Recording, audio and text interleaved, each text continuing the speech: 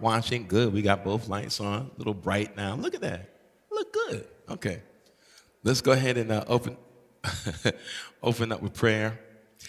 God, we are grateful and thankful for this evening, oh God, this gathering time. We pray, oh God, that you will continue to just pour into us as we are also open and available and receptive to what you want us to hear tonight. God, thank you for this time. Thank you for today's grace, today's mercy, today's love, oh God, that enabled us to arrive to this point today. We do not take that lightly. We love you, Lord. We honor you, God. And it's in your name we pray. Amen. You know, it's funny, you said that today is because one of the, I don't usually use this language, but I'll say one of the daughters of this church, Mia, Pastor Mia, who, incredible. I love her journey. She's probably watching now. But, Mia was one of those persons who came here because she was an actress in musicals, performing on Broadway, came to FCBC, was singing on the praise team, the choir. Then she felt the call to ministry, ended up going to seminary, getting licensed, and now she pastors a church in D.C. And but she put up a post that I saw on social media, Instagram, talked about, there are people on social media, if some crisis happens in the country, and I've seen this tons of times, they'll say something, well, if your pastor don't talk about this issue in the pulpit on Sunday, then that's not a church you need to belong to. And yeah, Peter says stuff all the time, and I be like, man, get out of here. That you don't have to speak to a specific crisis if your preaching is consistent. It's the consistency of what you say that is connected to your theological suppositions that you live out of that enables you to address these things. But I felt the need to be a little bit more direct, and I've done this tons of times since I've been here, just in light of everything. But if anybody knows me, there's always going to be a twist to it. And the twist was, I ain't going to sit up in this pulpit and rail against one person. Not when the issue is systemic. It's not an individual, it's systemic. And so when I talked about, you can't have an issue with Caesar because you don't like him. And then the Caesar you like, you cool with. And that was a direct reference to Barack Obama. No matter how much we love him and he was good, still Caesar. He's still the leader in a system that's problematic. So, as much as I love him and Michelle, there was no president's going to do this is going to upend the system. They may be more caring and more loving. And to be honest with you, when Barack Obama ran for Congress, ran for office in 2008, 2012, what was really the hook is that it was a breath of fresh air for many of us, especially younger people at that time, to hear someone in that position sound so hopeful. Now, for some of us who are older, we've seen this before. Barack Obama wasn't new. What was new about his language was that it was a black person who had gotten the party's nomination. But that hope language, you can go back to Jesse Jackson running for office. Keep hope alive. I mean, you can go back. If you push it up, this language is very similar to Bill Clinton's language when he ran for office and became president. So it was just that for us, the historicity of it, right? And it was history. It was the first time in this country that a black person had won the party nomination. And I remember, and many people didn't know this, the clergy support, the people who endorsed him in New York City, the press conference was supposed to be in front of FCBC. And this is back in the 2008 election.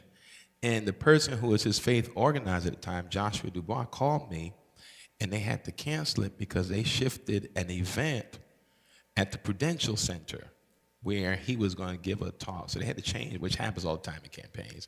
So instead of the press conference, they didn't want the press conference to take away from what was happening, what was going to happen at the same time, Prudential. So they were like, listen, we got to cancel the press conference, Pastor Mike. They said, listen, but we have a VIP pass for you to come to the Prudential Center for the talk.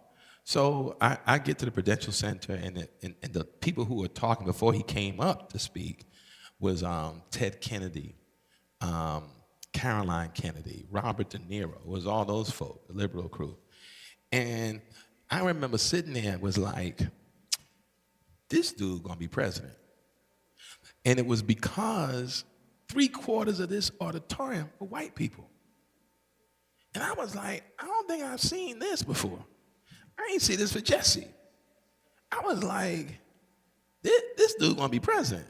Just on that one moment I saw that, I said, this is, and this was after the nomination, of course. But it was like, or maybe it was right before. But I was like, he's gonna win, right?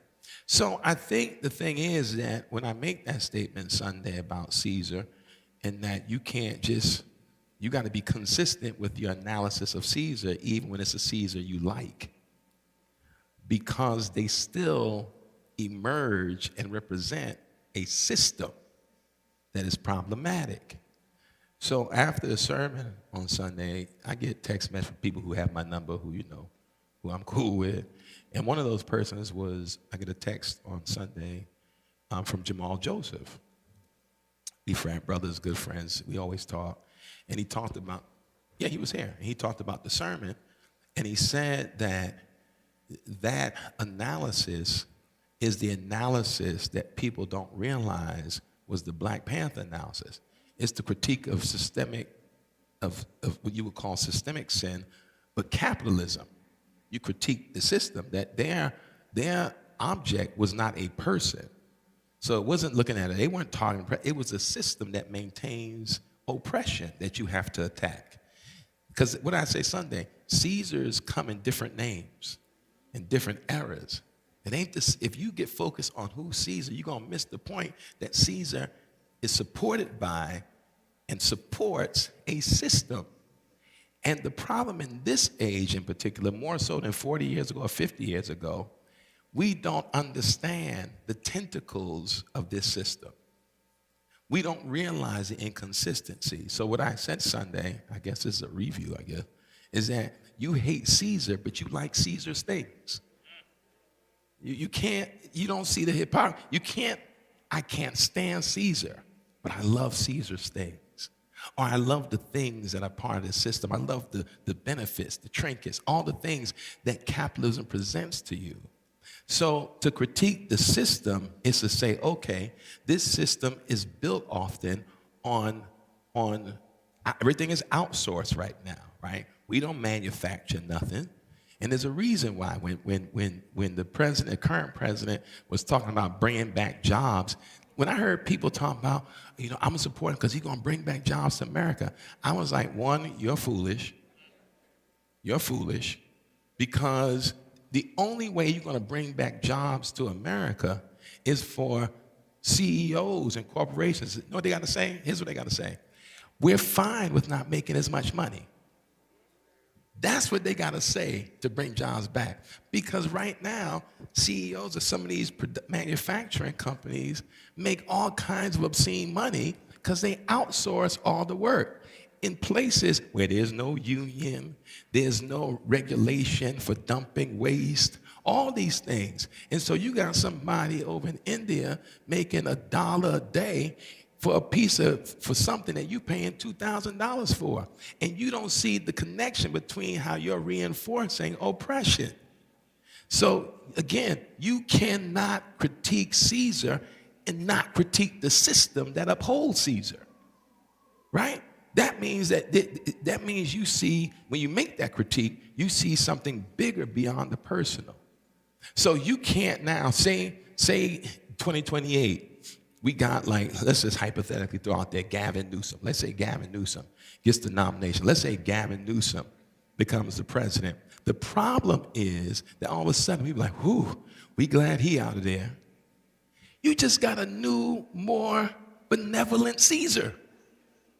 But the system that supports is still at play. So, and it's bigger than that, and we don't realize it.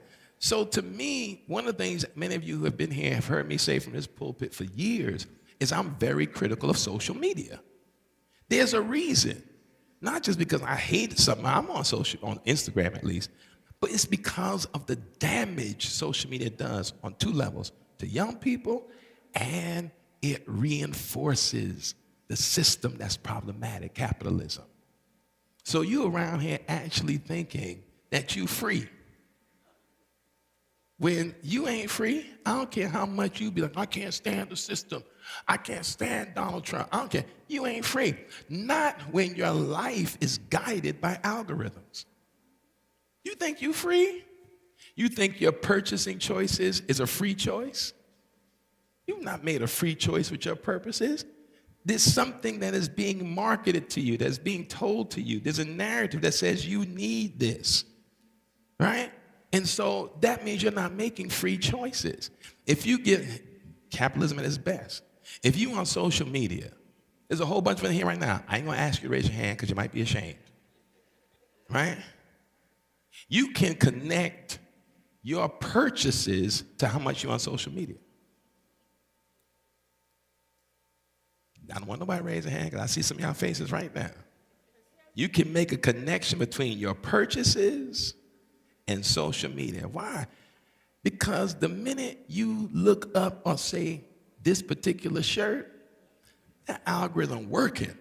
And all of a sudden, all that shirt ads for the shirt popping up on your feed. And it might not get you the first time, the second time, the third time, but around that sixth time, you're like, well, it's only $29.99. And then they got you. Because how does Zuckerberg and Elon Musk and all those people make money? They make money because and I want you to hear this, you might want to write this or whatever. They make money because they sell the greatest commodity of this century. That's your attention. Your attention is the greatest commodity right now. That's why we're in what you call an attentional economy. Everybody vying for your attention.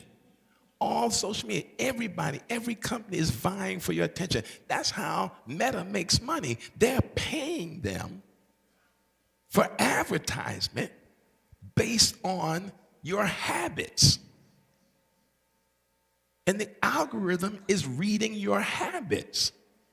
And that's why everything you scroll in are things you like. That's in terms of economics and stuff. Let me give you another thing. But it's also why in your same feed, you get the same people who sound like the things you like, politically or otherwise. So you're hearing people, because you've been following it, you watch it, because once you watch that one video more than 15 seconds or something, they know that's where you are. So all of a sudden, on your feed, you keep getting the same information, the same kind of things, the same kind of commentary, the same kind of people. And pretty soon, you start thinking that's the only real commentary there is, because you don't know that you're now getting your information in a vacuum. So all of a sudden, if you were a MAGA person, and the things you look at, you be feeded all the things that are negative that reinforce what MAGA does. It is a vacuum. So you're actually not getting, whether you're liberal or conservative, you're actually not getting a full picture of the situation. You're just getting what the algorithm know you like to hear. That's how we are controlled. And the only way you are able to avoid that is to, one, recognize it, and then two, find a 12-step program. I ain't even laughing when I said that, because it's an addiction. It's an addiction. Anything you pick up first thing in the morning before you fully open your eyes is an addiction.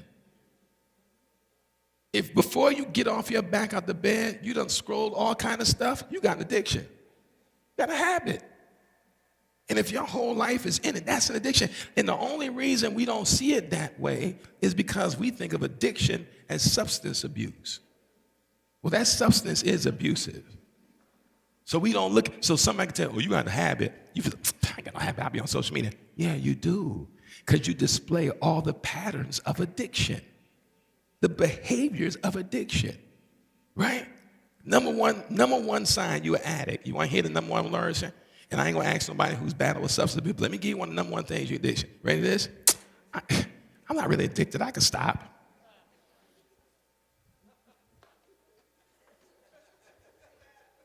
If you ever said that to anybody about social media, you got an addiction.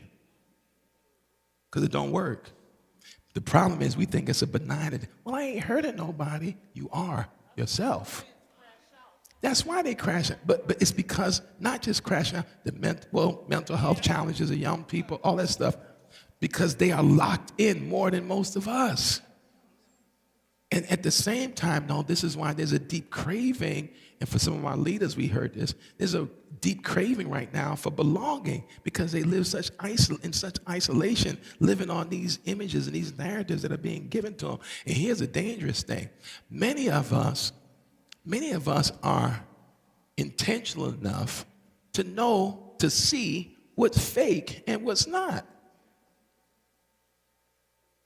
But many young minds can't discern that because AI is so good at generating. Generative AI is amazing.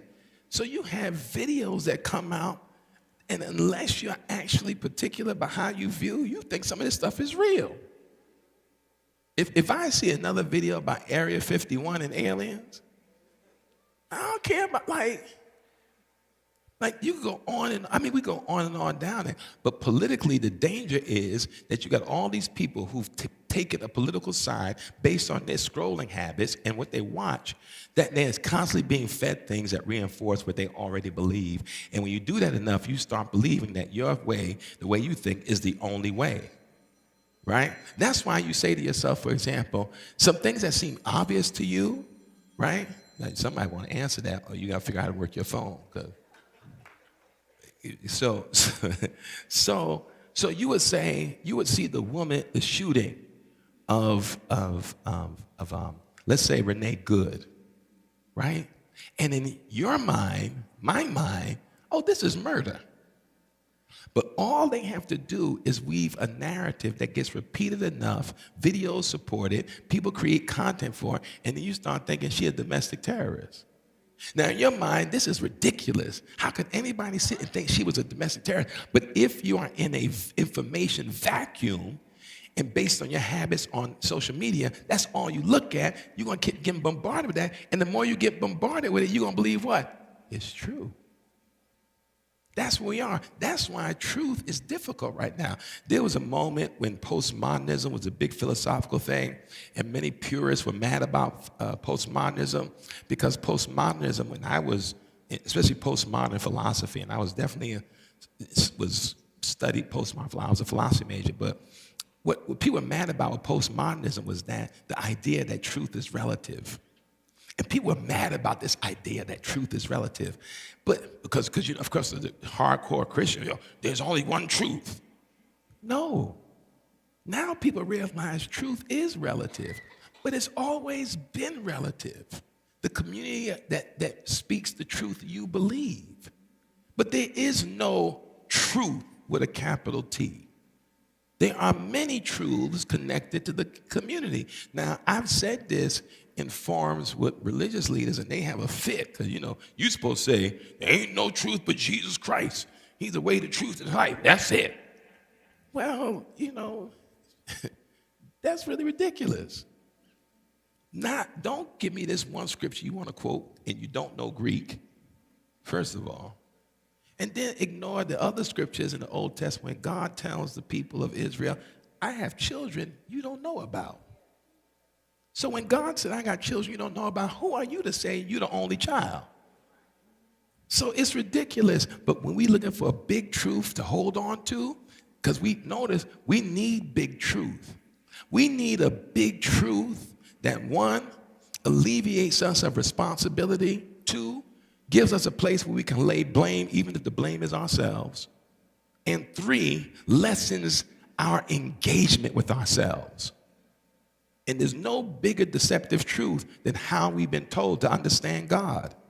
This is my transition, just for y'all who didn't know. There's no bigger, big truth that does more damage than how we understand God.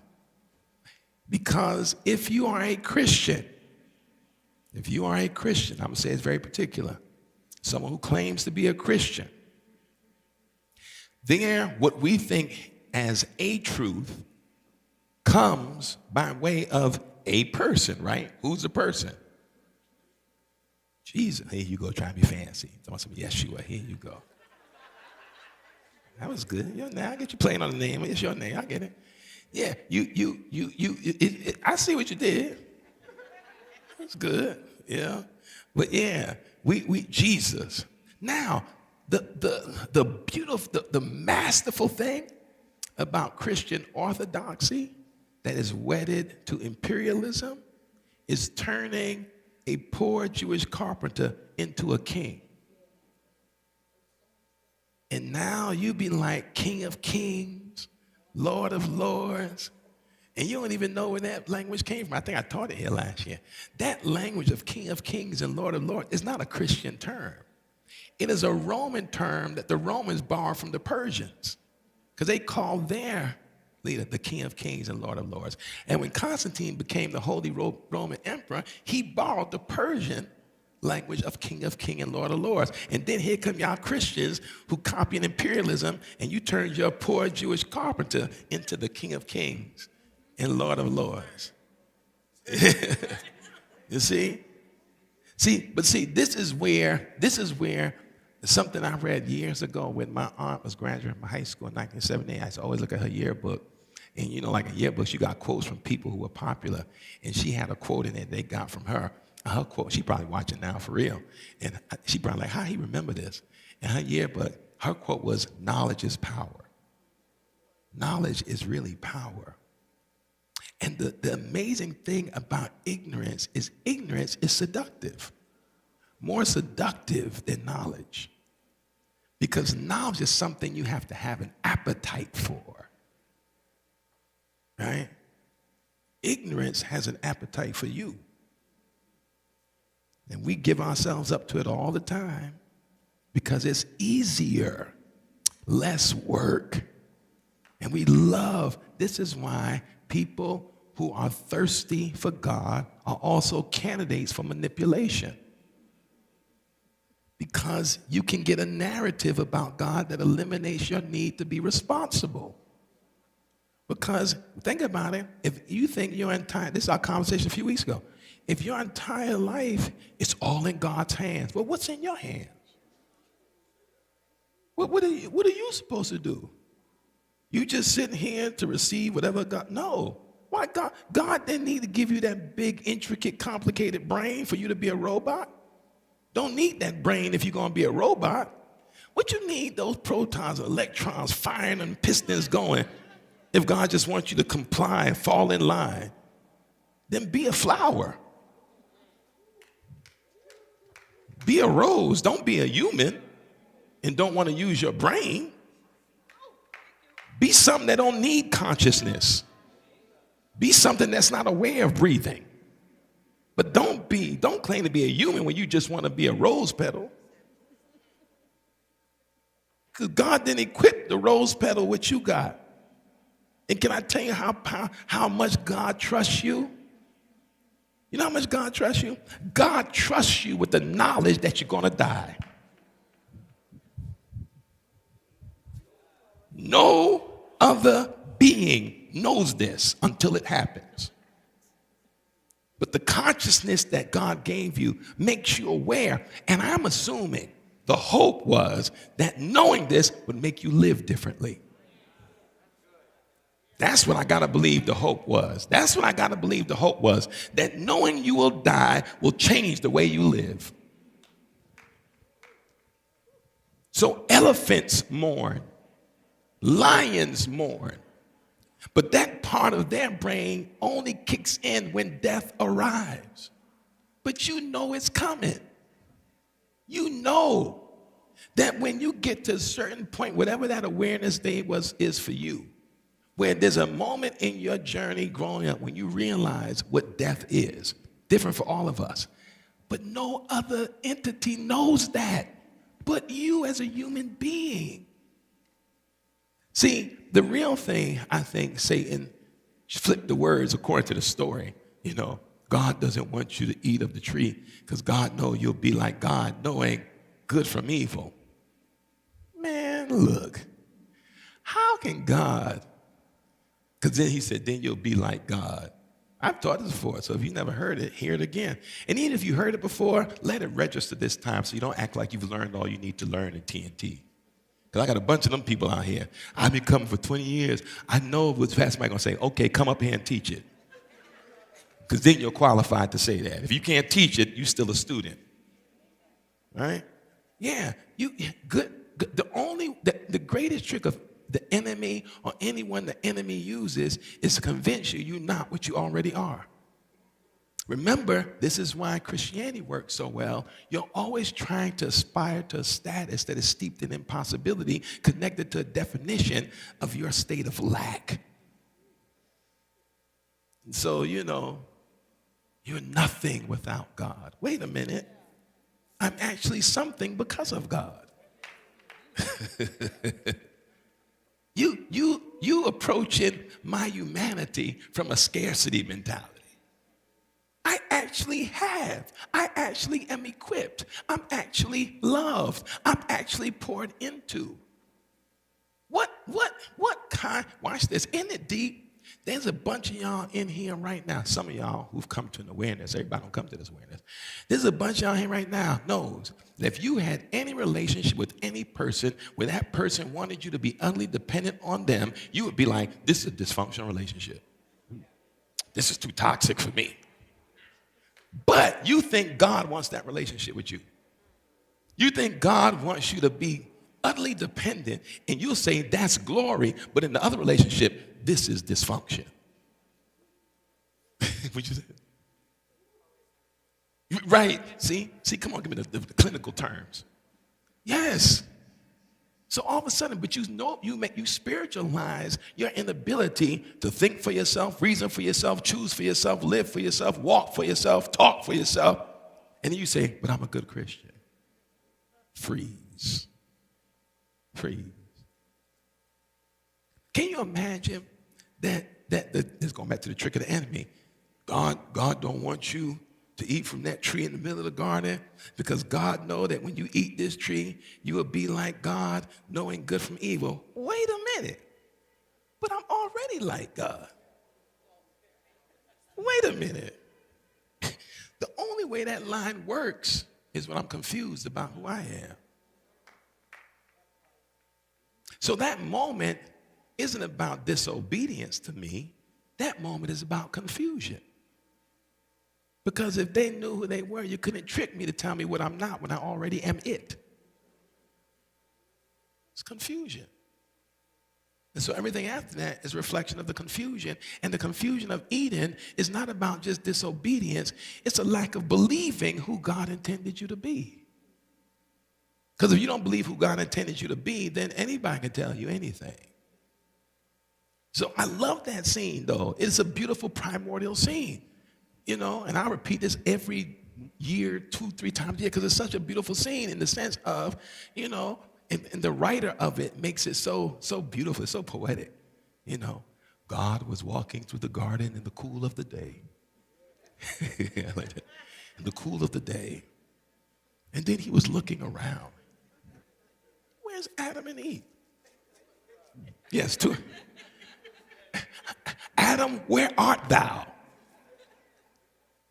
And Adam comes out of hiding. Here I am. Where were you at, brother? Now, for those of us who believe God knows all, you got stumped right there. Because why would God have to ask where you are? Tanazim. Because God should have just been able to go and pluck him out of the bushes. He's like, Adam, where you at? Well, you may say, well, no, Pastor, and I've said this, well, maybe it's not really a question of location. It's a question of disposition. Your heart ain't where I left you. Either way, God is asking the question for the sake of revelation and a gaining of not where you at. Because I didn't leave y'all hiding. I didn't leave y'all hiding. So how in this matter of time when I walked away, oh, by the way, he walked away. I thought he was everywhere. I digress. Why y'all hiding? Why y'all hiding? And here come Adam. Well, the woman and I, right? When we Because the other place, when he like, why you eat? He like, well, the woman you sent me. That's the greatest one. The woman you sent me when she bought that fruit, and was like, here, try it. But this, he didn't own the fact that he ate it. He just focused on the fact, the woman you sent me. As if it was divinely ordered. Right? Watch this. He said, we was around here, bro, and then we was like, yo, we naked. And so we decided to get some leaves and make a little outfit to cover this stuff up because we was like, yo, we naked. Now, notice this. The idea of nudity enters Adam's mouth after disobedience. Because everybody can't handle nudity, i.e. those going to Africa and bringing back enslaved people. Clearly, we ain't had a problem with it. Maybe we had a different kind of awareness of the uniqueness of humanity and weren't made to fawn over bodies the way we do in the West. Because when undisciplined people see beautiful bodies, they don't know what to do. But can you imagine enslaving what you desire? Right? You enslaving the very thing you can't keep your hands off? You believe that the very thing you can't stay away from is not human. Would that make you animal? So then they like, we was naked. And Adam felt good about the answer. And we decided to make some outfits. And to cover up. And God don't care nothing about the outfit. God don't care nothing about, he was like, wait a minute. Because they created a word. We were naked. God said, who told you you were naked? Where'd you get that from? That didn't come from me. So maybe the lie is not that when you eat the fruit, maybe you know good from evil, but maybe the problem is whatever that fruit is, you become aware of difference. And that may be at the heart of division. You're aware, because before, you ain't like, ooh, look at Eve. Ooh, look at Adam. You're like, ooh, we chilling. But the awareness of difference becomes the downward spiral of humanity. Now because you're aware of difference down the road, when power comes to play, now you got a whole definition of what her role is and what his role is. And all of that is a manifestation of disobedience.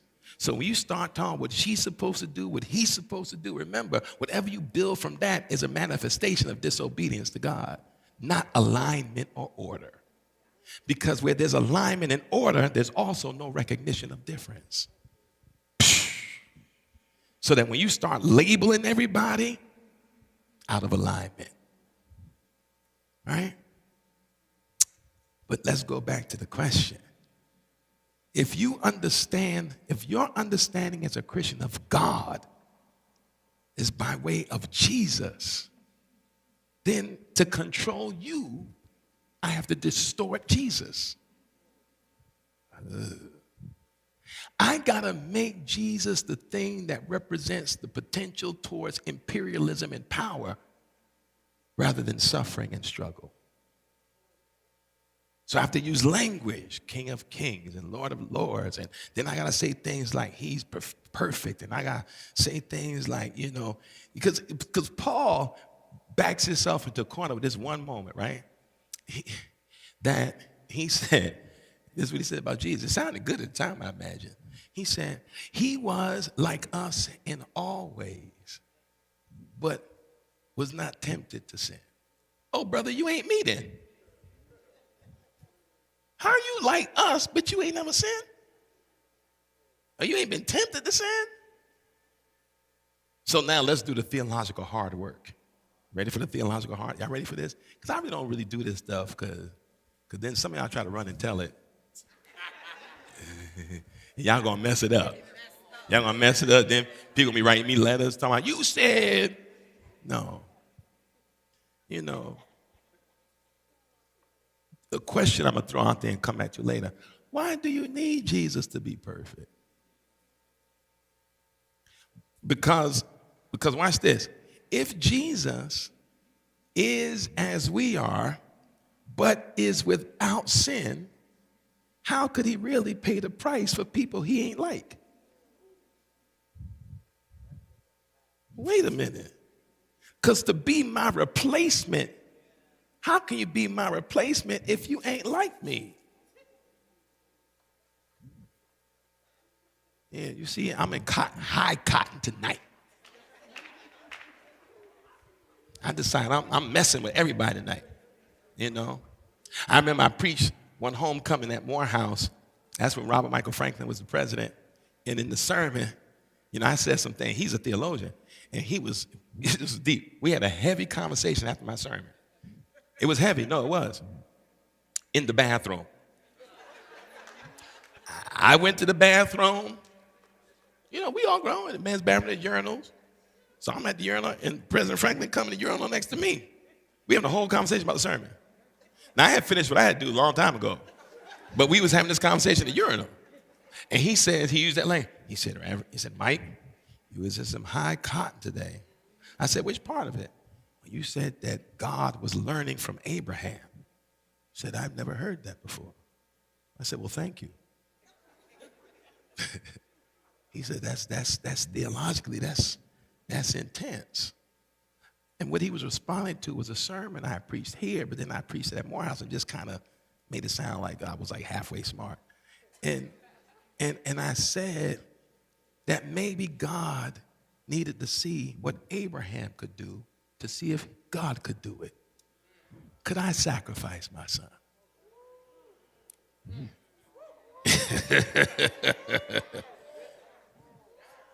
Maybe God needed to learn if it was possible.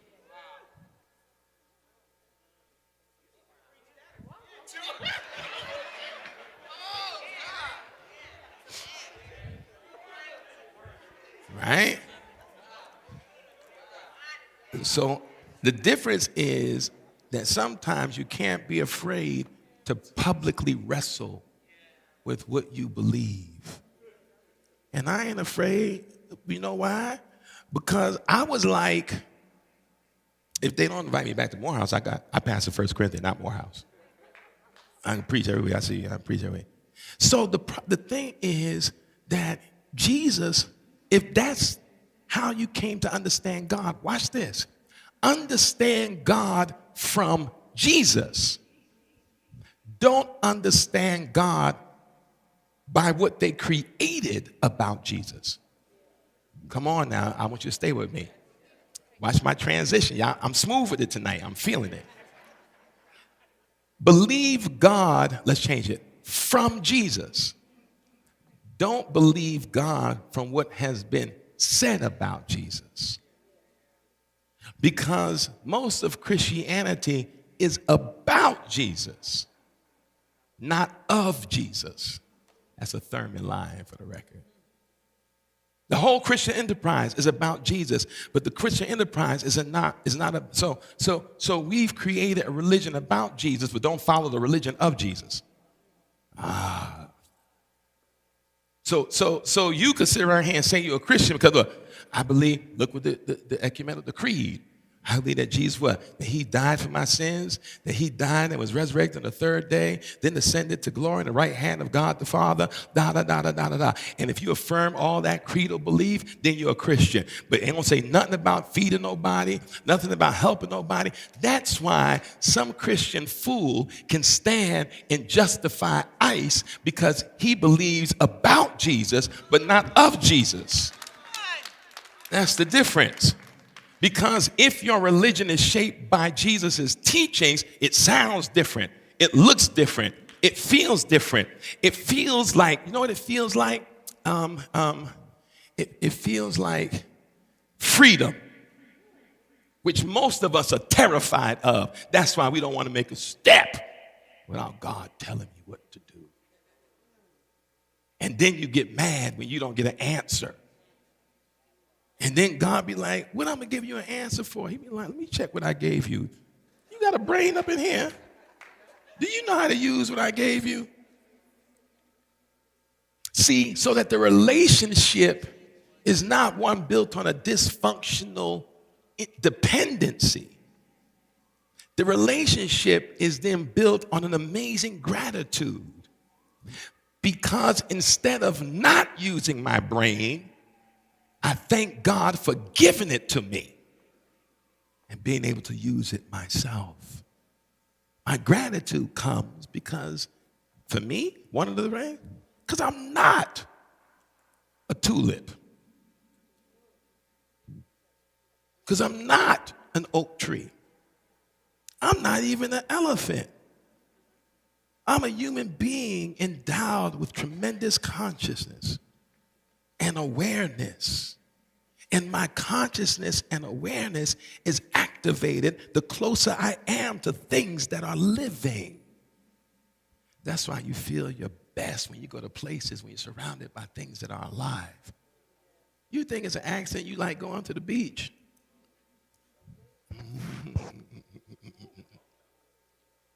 Down by the water, just get me near some water. How many times y'all said that? I know Thomas said that. Get me near some water. Why you think you want to be near the beach so bad? I just need, sometimes going out in the woods and just walking in nature. And let me just take a walk in the park. Or let me go up to the mountains when it's cold. Why you think that stuff does something for you? Because as a living organism, you are galvanized by being around living things. That's why you ought to be careful when you're surrounded by dead people. And I ain't talking about physically dead neither. Because part of the reason why sometimes you feel like you're decaying is because of the folk who's surrounding you. When you're surrounded by death-dealing, anti-life people, no. So here comes Jesus now, right? And here we are trying to put people in hell, and you going to hell, and you going to hell, and you going to hell, and you going to hell, and you going to go to hell. And we think that's the role of the church. And here comes Jesus. The church says that. Here comes Jesus. Well, let me tell you why I came. I came that you might have some life and have it more abundantly. And the deep thing is, if he says this and then you follow the tracks of his teaching, you actually see what life looks like. And there's nothing in Jesus' teachings that are life-giving that talk about excessive spending of money you don't have. Here comes the capitalism critique on the low. It says nothing about that. That's why I said Sunday, here you are with the image of God on you, and you compete and have other people's names on you. And then you measure yourself by the other person's name you have on you and think your value is connected to how much you spent to endorse somebody else. You're a walking billboard for everybody but yourself. And then try and figure out why you're so unhappy. Closet full of stuff, all kind of things, and you're miserable. Because at some point, you got to stop endorsing everybody else and start endorsing yourself. And then also know that the consumption and building up of those things don't make you feel better. Now, you may think it's therapeutic, retail therapy.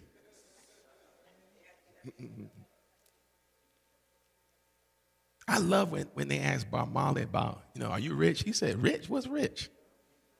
He said, life, that's rich. That's love. That's things. He's like, things? That's wealth? That's wealth? And you busy trying to be wealthy, but your wealth don't include love, peace, or happiness. That's wealth. See, this is Jesus, because how do you make people feel significant and valued and loved in a system that is designed to existentially, emotionally, and spiritually kill them? Because that's what the empire seeks to do. to strong arm you into conformity with the illusion of freedom. Strong arm you into conformity. Play your role.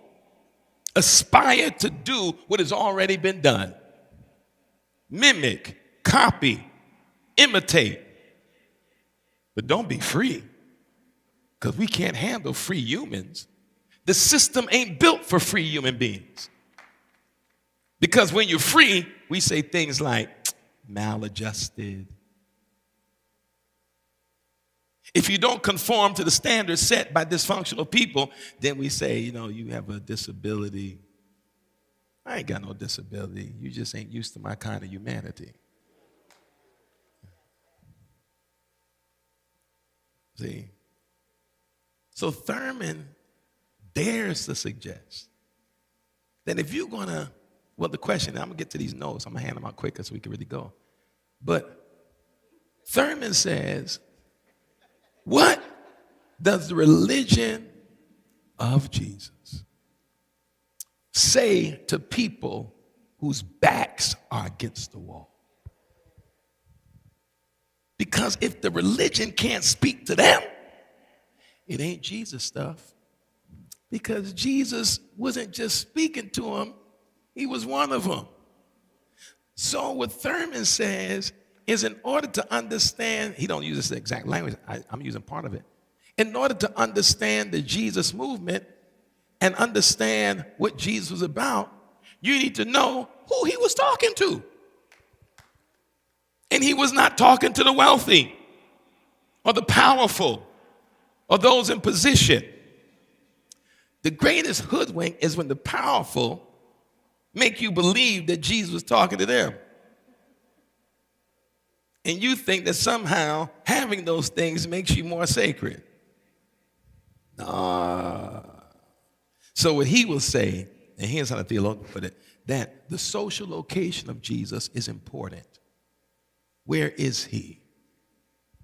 And it starts from the beginning, the narrative, right? From the very beginning of Jesus' narrative, it starts. Because how you going to be the King of Kings, you born in a stink barn? Because the kings are born in palaces, not in barns. Poor people in barns. Oppressed people in barns. They're not in the palace. And what does it say about God if the path to salvation, not talking about, when I say salvation, I don't mean, are you saved? Have you been born again? I ain't talking about that. But the path to salvation, what does it say about God when the path to this salvation and God connection comes by way of this poor Palestinian Jew born in a smelly barn, and God says, that's my best move? Come on. Because surely God had other moves that God could have made. God could have been up in Pontius Pilate's house, or he could have been in Caesar's house doing this. But God decides to go to a little 12, 13-year-old girl, who ain't had no husband when she got pregnant, which always baffles me when the church used to make the women come and confess. And God forbid you a child at 13 having a baby. Now you fast, now you grown. Well, your Savior's mama was one of them little girls. See, that's the hard truth of this, that we try to paint an idea of him that's disconnected from his own reality.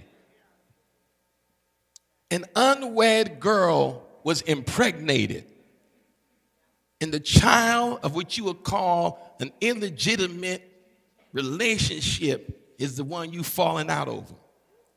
But you want to make that young girl come down to the church in the front and confess she a sinner because she got pregnant at a young age like your Savior's mom.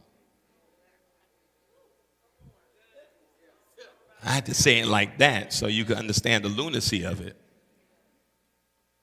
Right? That's what we don't think about. It's the lunacy of it.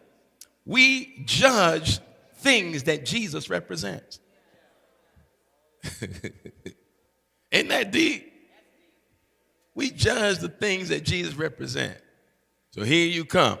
You in your church in your usher uniform with your Sunday best on. And somebody walk in, kind of smelly, looking funny. You like, Mary, where we going to sit down? And you don't even realize what you're doing when you look down your nose at someone who looked bad and smelled bad. Couldn't have hung around Jesus then. Guess not.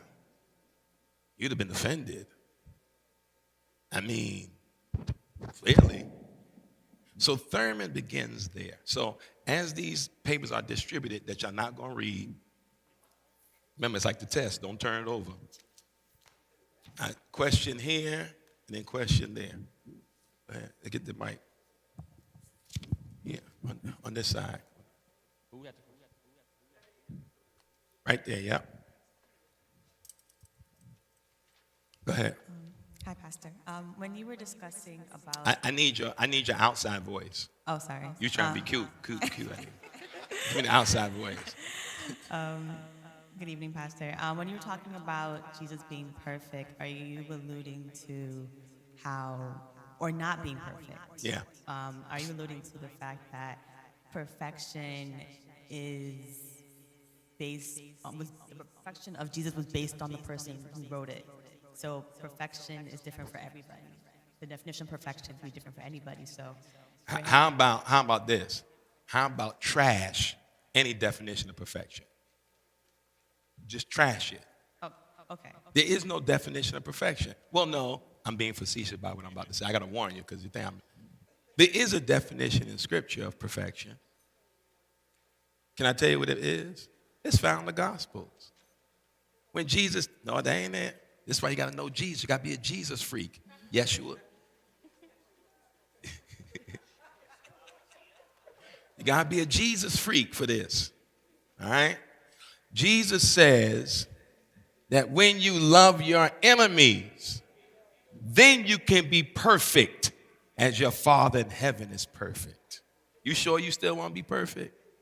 Because that perfection ain't based on some notion of not sinning. That perfection is based on the capacity to love. That perfection ain't about did you dot your I and cross your T. No, did you love when it was hard? Because, man, I know it's hard for God to love some of us. That's what Jesus said. That's the only time Jesus said you can be perfect as your Father in heaven is perfect, on the heels of saying to love your enemies. Any other definition of perfection is constructed. It's fabricated. It ain't real. What is that? It's because there's ideas of perfection that we label people as not being normal. What is normal for God? What is normal? Because we love saying who's abnormal, who has disabilities, who has dysfunction. So what is normal for God? Because in order to be able to label people, I got to know what normal for God is. But we don't know that. So that means that we create mechanisms of understanding that are disconnected from any knowledge of what it may be for God. And then we then take our definition and throw it back on God as if it was holy. Nah, it was man-made. It was created by human beings. But go ahead. You done now, right? Yeah, I cut it to the chase. I got to, he's coming that imperfection thing. Listen, I don't need Jesus to be perfect. Because you know why? You know why? Because in the Scripture, I don't see anybody who was perfect that was used by God. So wait a minute, we missing that part? So the church now got people thinking that God don't love you or God won't use you because of some idea that you're sinful. Well, we always been sinful. In fact, the folk in this book been sinful. And that didn't stop God from using them. So why all of a sudden you trying to place some measurement above? Now reading, I said, don't read. See, I see you, Rochelle. I saw you on the low.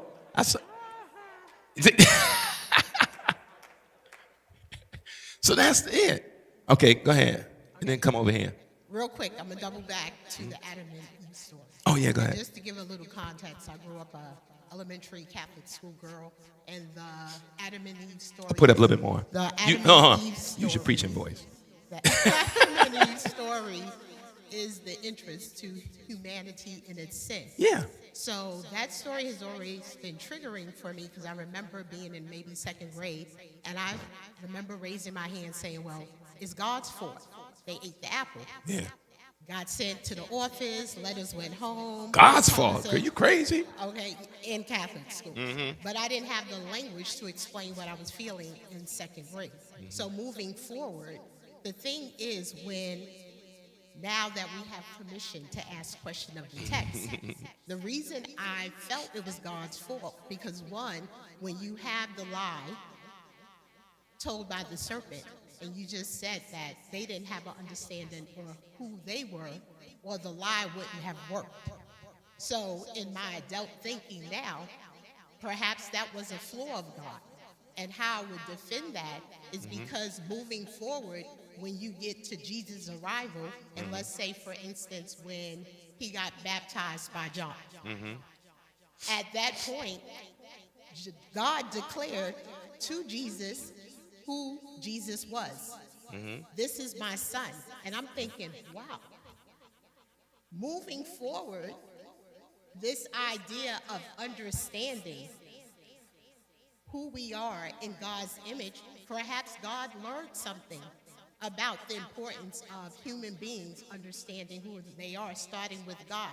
And the reason I bring that up is because segueing into the book, I didn't realize to rereading it that there were two preludes to the book. It was done over. And the second one is done by Kelly, Reverend Kelly. And she tells the story about Who's this? In the second Who intro does to that? the book. Who does Kelly that? Douglas Brown. Oh, yeah, that's a new, that's Right. a new one. So Yeah, yeah. I didn't realize that there was a second introductory to the book, and she tells the whole story about what she does and how she talks to her son. Yeah. And I'm like, oh my God, that gave me the flashback of Jesus affirming or saying what he said to Jesus. And now that being the catalyst, even in Jesus' teaching, he never teaches against empire, but renewing people of how they see themselves so that they can function within the empire. So this All right, pause there. Okay. Because a lot of it you're saying starts with, I think, a statement that I'm going to come to, but I'm going to stop here because Jesus is actually not teaching them how to function in empire. Now, there's a difference. Okay, can I reword? Okay, yeah, rephrase it. Go Okay, ahead. let me rephrase it. So once his teachings give them a new perspective on who they are, There we go. which the end result is, as they grow to know who they are in Christ, they are able No, back up. Okay. Back up. Get that Christ out of Okay, there. the Christ out of And they it, come to know who they are, period. They are transformed, so they function differently in an empire that tends to be oppressive. Is that better? A little better? Yeah, but not knowing who they are, they tend to function. Knowing who they are by Jesus' teachings is a seed planted because they're not, in the time that he was here, a seed was planted. They're still operating as oppressed people in empire, but they've heard another narrative now. That's important. Jesus' narrative is different. Going back to how you started about the... With the God, I also want it shows me that also, to me, God evolves through this journey. In a lot of ways, in other narratives. Yeah, I think the way God is portrayed in the Old Testament, God evolves in the Old Testament. But the fault there, I'm going to go back to what you said because that's a critical piece, the fault of God. I think... Remember, that's my second grade. No. But it's good because I think it's good to be thinking that way. But it's also, I only come at the fault of God if I believe certain things about the story. So here's what I think some weeks ago, when me and Janae were going back talking and in TNT, and I said that the story makes it God's fault if you believe the tenets of the story. Or no, if you believe certain things about God's character. That's what I should say. If I believe that God knows all and God controls all, that means then what happened in Eden is God's fault. And that means God is then sadistic. Because you punishing folk for something you did. Doesn't make sense. Because you did it only if you know all, control all. So if you know I'm going to disobey, and if you've established that the punishment for disobedience is death and banishment, and you know beforehand, think about it, just follow me. If you know beforehand, because you know all, control all, that Ellis is going to be disobedient, right? Let me tell you what it is. Let's keep it here. And then I know he's going to disobey. I know everything. I control everything. Because we don't realize to say that I control everything also says that his actions are a reflection of my control. Tall cotton. Because if I control everything, how is he operating outside of my control? Well, then people say this. Watch what you said. Well, he got free will. If he got free will, then God ain't in control of everything. You see that? You can't say both things. You can't say God is in control of everything and then we have free will, because then God ain't in control of everything. And if God is in control of everything, that means God is also in control of the actions he's going to commit that leads to disobedience. So now, if I control everything, know everything, including that he's going to disobey, watch how it makes me look. I didn't say before it happens, mind you, I know it's going to happen. I didn't say the punishment for it is death and banishment. I issue what the punishment is, knowing that you're going to be disobedient. What does that say about me? Yes. So that means that God, there had to be another way to just kill him rather than go through this whole game of giving me the illusion of control, but then you controlling my actions. See, we want God to control everything, but then say, but I have free will. It don't work that way. Either, because by the way, if God control everything, ain't you in everything? I'm confused. Ain't you part of everything? So if God controls everything, that includes you. So that means your actions are not your own. They're orchestrated by God. Then how does God punish me for actions orchestrated by God? This is where I keep bringing the philosopher Rene Descartes said, if that is the case, and if that is true, and if you believe that, Descartes said God is an evil genius. To create a context where you got to kill me, knowing that I can't avoid what is going to lead to my death. That's crazy. You don't believe that. That makes God something different than, that ain't the God you fall on your knees here and cry to, because then that would be a farce. You crying, God, I got this sickness.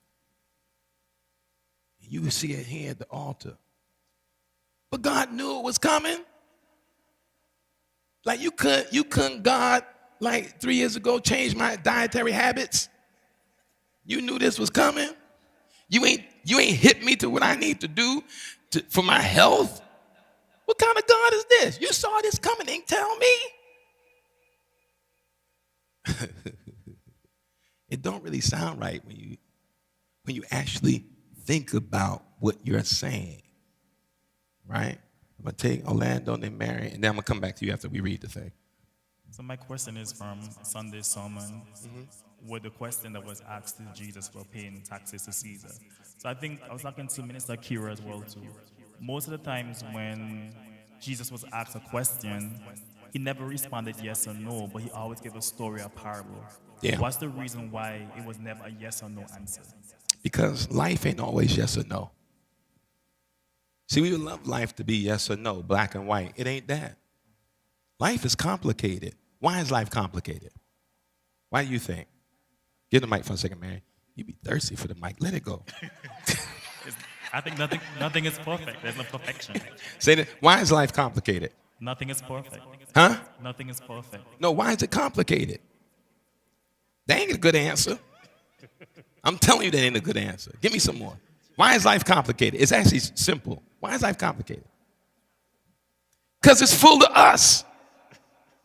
Human beings. No, we actually not complicated. We've created systems of complexity around who we are.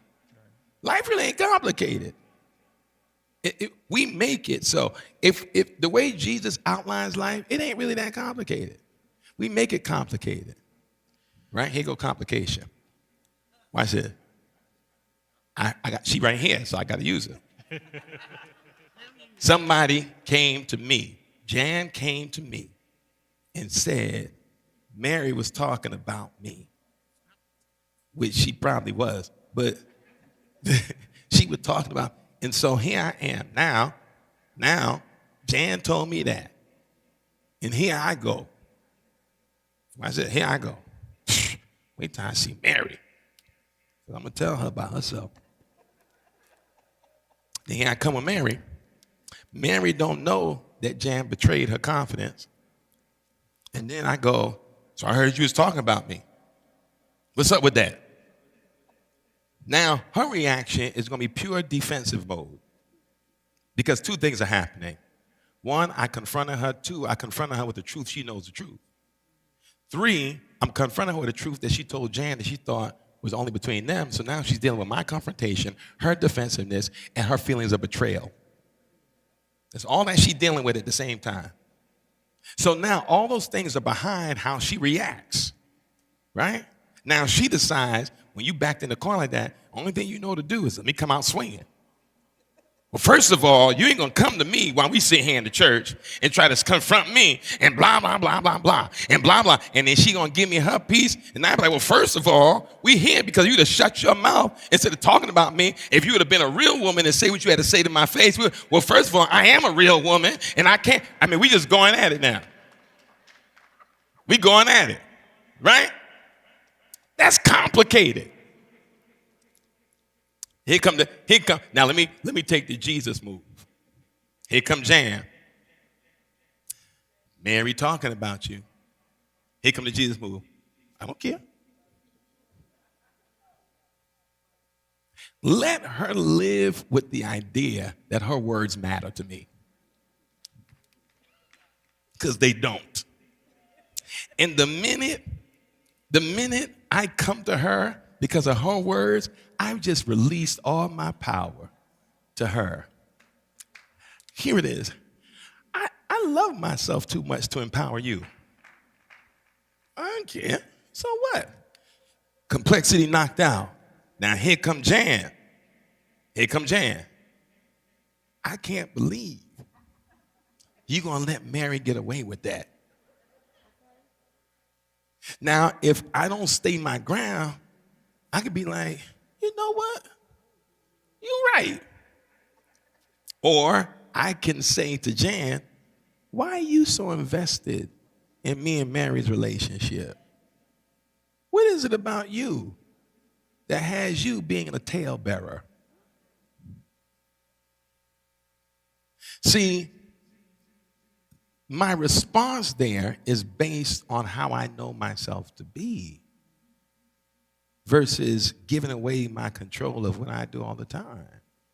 I love you, but your opinion of me, actually, and I don't say this flippantly or facetiously, it don't matter.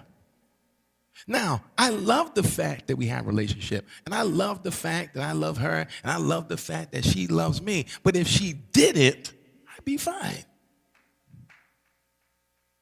And not only would I be fine, but I would be doing something that sometimes we forget to do. I would be preserving my peace. And and I've had this conversation with Alicia before, my peace is too hard earned to let it be disrupted by this. I don't care. I am unmoved by Jan's words. It means nothing to me. I don't have to defend myself. And what perplexes me in this age is when you look on social media, the amount of people defending themselves to strangers. God, dog. Can you imagine getting in a beef, an argument with folk you don't even know? What? It happens all the time. What? I wish I would kill my peace to have a debate. And not just a stranger, you ain't even got your real picture or name on the profile. I wish I would get in a fight with an anonymous person. You don't even exist in your own eyes. Why am I going to pay you any attention? Are you kidding me? Okay, Mary, and then we got to go because I see some of y'all getting ready to leave. Before y'all leave, I got to read this thing now. Come on. So I'm going back to the Garden of Eden because my question now is, what was the purpose of even why would he even create a tree that he didn't want them to touch in the first place? Okay, good. I'm glad you asked that. What you have to understand is that every origin story that is created is trying to explain things that they don't have an answer to.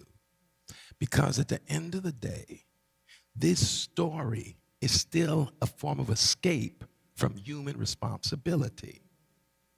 Because what you just said, if God didn't put that tree there, we'd be fine. Oh, would we? The story has to, these stories talk about, these origin stories arise. Remember, it's an origin story, but it's also a story to tell why evil is in the world. That's what that part of the story. So you mean to tell me that evil entered the world because of a tree and some fruit? What? That's how evil entered? Not because of human decisions and operations, but because of fruit that God placed there and said, don't eat it. So God was tempting them. That's the kind of God we got. These are primordial stories. I use them because it's what we have been given. But you got to also deconstruct these stories and unpack these stories. It's not that they have no place, but you have to understand what's going on. These are myth-making narratives. Now, the church can't stand hearing that because they're banking that for you as absolute truth.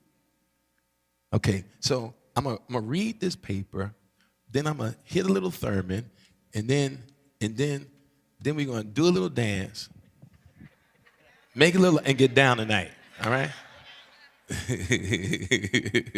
All right. This is a reflection. I did this. Normally when I do a book, I don't do this, but just for all of you who didn't read it, say thank you. Okay, see, I'm leaving. That's all of y'all. Okay. So when you get the book, or if you read the book, this is going to help you, okay? There's a little mistake. Sharon did something, but it's not a big deal. There's a dangerous question in the heart of Jesus and the disinherited, and it is not a polite one. It is a question asked with bruised bodies and bent backs and tired souls in mind. Howard Thurman dares to ask in the preface. That's why sometimes, pause, Lisa, I don't read the new versions with the new introductions. I like reading original source because Howard Thurman's book comes with just his preface, which that 2 pages in the beginning, if you have the original version, like this right here, them 2 pages set the tone for the whole book. Because he begins with this question that I start with in the preface. He says, the significance of the religion of Jesus, this is in the preface, to people who stand with their backs against the wall has always seemed to me to be crucial. My God, that's where he starts this. That's his analysis. So here's the question. What does the religion of Jesus mean for those who live with their backs against the wall? But hold on, Alicia. Let me do something first because I want to mess y'all up. Because it wasn't until recently. Now I'm working on this book about about Jesus, and And Thurman's book would be like the grandfather, the great to my book, right? But you know what I never did for years until 2 years ago when I started researching and writing down. But I never did. I read this book in college, I don't know how many times. Taught it here at FCBC, I don't know how many times. Referred to it, I don't know how many times. And you know what I never did? I did not understand the genius of Thurman in the title. Jesus, hold on. This could have been Jesus and the poor. Jesus and the oppressed. But Thurman says Jesus and the disinherited. So now, hold on, before we start, I had to write it down because I don't remember everything, right? Here, because to understand the book now, before you get to unpacking Jesus or what it says with people, you got to understand what disinheritance means. And I bypassed this for doggone 20 years. Disinheritance, watch this, is the legal, intentional act of excluding a family member or potential heir from receiving assets from an estate, usually through a will or trust. And I added, or constitution. This man was an economic document. Jesus in the disinherited is a critique of capitalism. And I knew that to a degree, but to use disinherited are the people who have been systematically, intentionally excluded from the assets they deserve. My God, stop right there. It's over. Because now there was a man, and some good Morehouse and Spelman people may know this, but I say this for a reason, not because we elite, but we are, but because for a reason. There's a person who in his ministry and in his work carried this book with him. Who was that? You know? Martin Luther King. A copy of this book was with him in his bag everywhere he went. It now helps me understand why his language in the speech in Washington says that America has written us a check that we tried to deposit and it came back insufficient funds. God Almighty.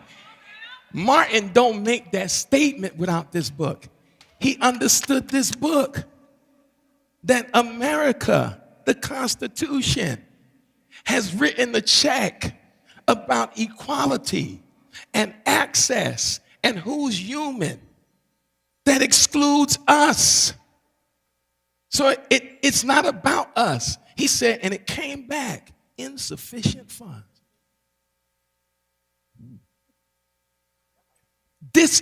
He's intentional. He could have used Jesus and the poor, Jesus and the oppressed. But he said he's speaking about people who have been systematically, intentionally excluded from the assets of their humanity. Ooh. So at that moment, I used to wonder, this book, though small, as one person said, is a mountain of a book because he's getting at it, right? So that's the question. What does the religion of Jesus mean for those who live with their backs against the wall? Not those who visit hardship from time to time. Oh, hold on. He ain't talking to you.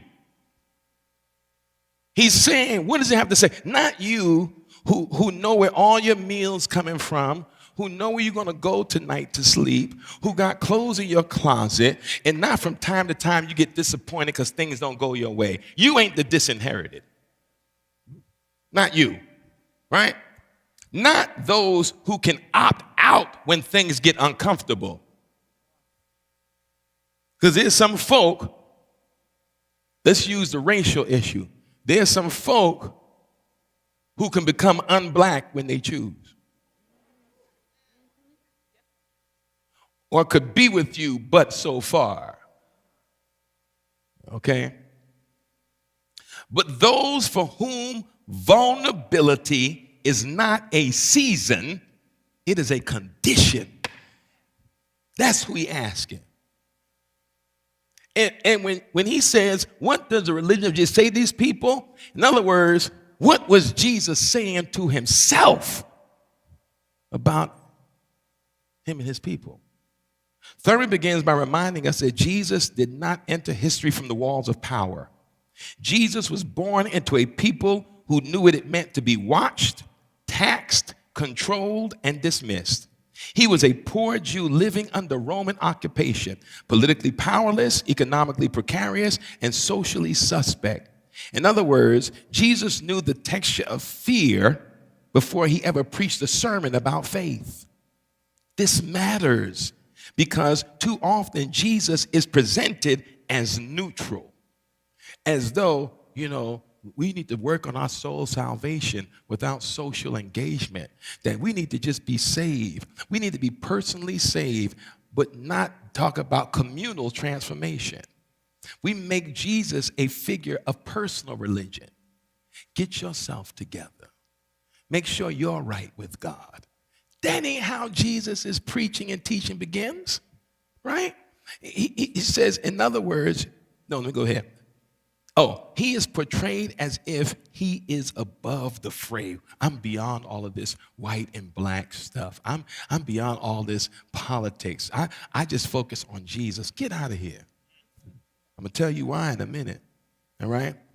Untouched by the struggle, conveniently abstract. But neutrality is a luxury of the powerful. Please highlight that. When I had a professor at Duke by the name of Stanley Hauerwas, who Time Magazine, while I was at Duke, had him as the world's best theologian. He said the church just needs to be the church. Focus on worship and the community, and the rest of the world will figure itself out. I said, that is a privilege. We would clash. Here's a white man born in the late 30s in Texas. Now, I ain't got a problem. It's not the white. He was born in Texas in the 30s. That means in the 40s and 50s, he saw some stuff and heard some stuff. And I said to him in class, it must be a luxury to just worship. I said, but some of us worship in communities where we go to sleep on gunfire. We can't just be neutral. I said, and then some of our people came to Jesus while in chains. We can't be neutral. And Jesus ain't neutral. You see, to me, the work of a theologian is the work of those enslaved people who got together in the brush harbors near the plantations, snuck out at night and went down by the river. And they had been told on that Sunday, now you're going to have to put that on silent or vibrate. Now I know you know how to work that phone. You better put it on vibrate. That's enough. Enough is enough. My grandmother would be like, knock it off. Put it on vibrate. You popular. I love that though. So I want you to hear this. When they were permitted to come to church, and they had to sit in the balcony. And every now and again, the preacher would say, well, there's a heaven for y'all too. But, and then after a while, you'll be okay. But right now see, security. Okay. So watch this. Then there's y'all be okay, but this is you being a slave is what God intended. Y'all said what? This is truth. This is God's order. So just do what Master say. All right? And they would hear that and be told that when the plantation preachers would come around and preach to keep the slaves docile. And then after hearing all that, then they would get together at night and then start doing theology. The thing was that you wouldn't call it theology because, one, their theology had to be subversive, which means that their theological musings could not be obvious. And their theology was linked to something that was common to all of them, even when they didn't speak the same language, because they were put from this. Because let me tell you something about my people. I don't care where you from, and this is not to the exclusion of nobody else. I don't care what part of this place you from. I don't care what happens. I don't care whether you're people from this part of Africa, Costa Rica. I don't care. When somebody starts beating that drum, there's an instant rhythmic connection, because now something in the soul starts moving. You don't understand that? If I take my sister from Jamaica, you ain't think I do that, and here I am from Barbados, and here you are from Atlanta, but boy, you understand when that drum start beating, same rhythm, same foot tap, same movement.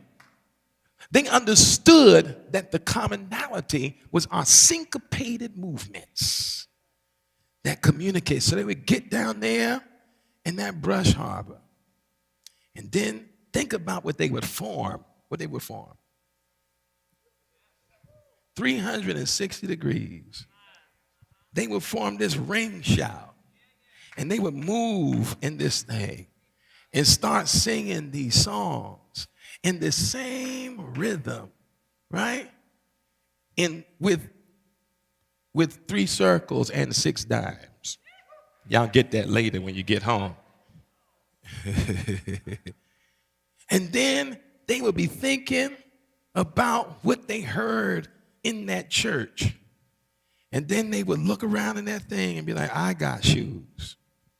You got shoes. All God's children got shoes. These are barefoot people saying this, by the way. Everything they said was aspirational. You got shoes. I got shoes. All God's children got shoes. And watch the theologians. Everybody talking about heaven. Ain't going there. You see that? That's the work of the theologian. To deconstruct the oppressive narrative that is created to reinforce your domination. So they were organic theologians. No letters, no training, no school, but their soul knew something was wrong. You understand? They knew something was wrong. Only a theologian could take an appropriation of religion used to conquer and then use the same religion as a tool of liberation. That's the theological work. Because they pierced what they were told and operated on what they felt. You see? There's something to be learned by them. So when you get the oppressive theological language, if you ain't saved, you're going to hell, that's oppressive. If you don't, no, that's imperialistic theology. Punishment, reward, control.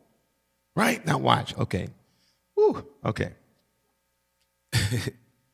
And a neutral Jesus, is no help to people whose lives are shaped by forces they did not choose. Thurman insists that when Christianity forgets who Jesus was speaking to, it becomes a religion that soothes consciences instead of saving lives. It becomes respectable, manageable, safe, and a safe Jesus is rarely good news for the disinherited. Just for the record, you see what you're reading tonight is parts of the book. I just want to put this, y'all getting tested on.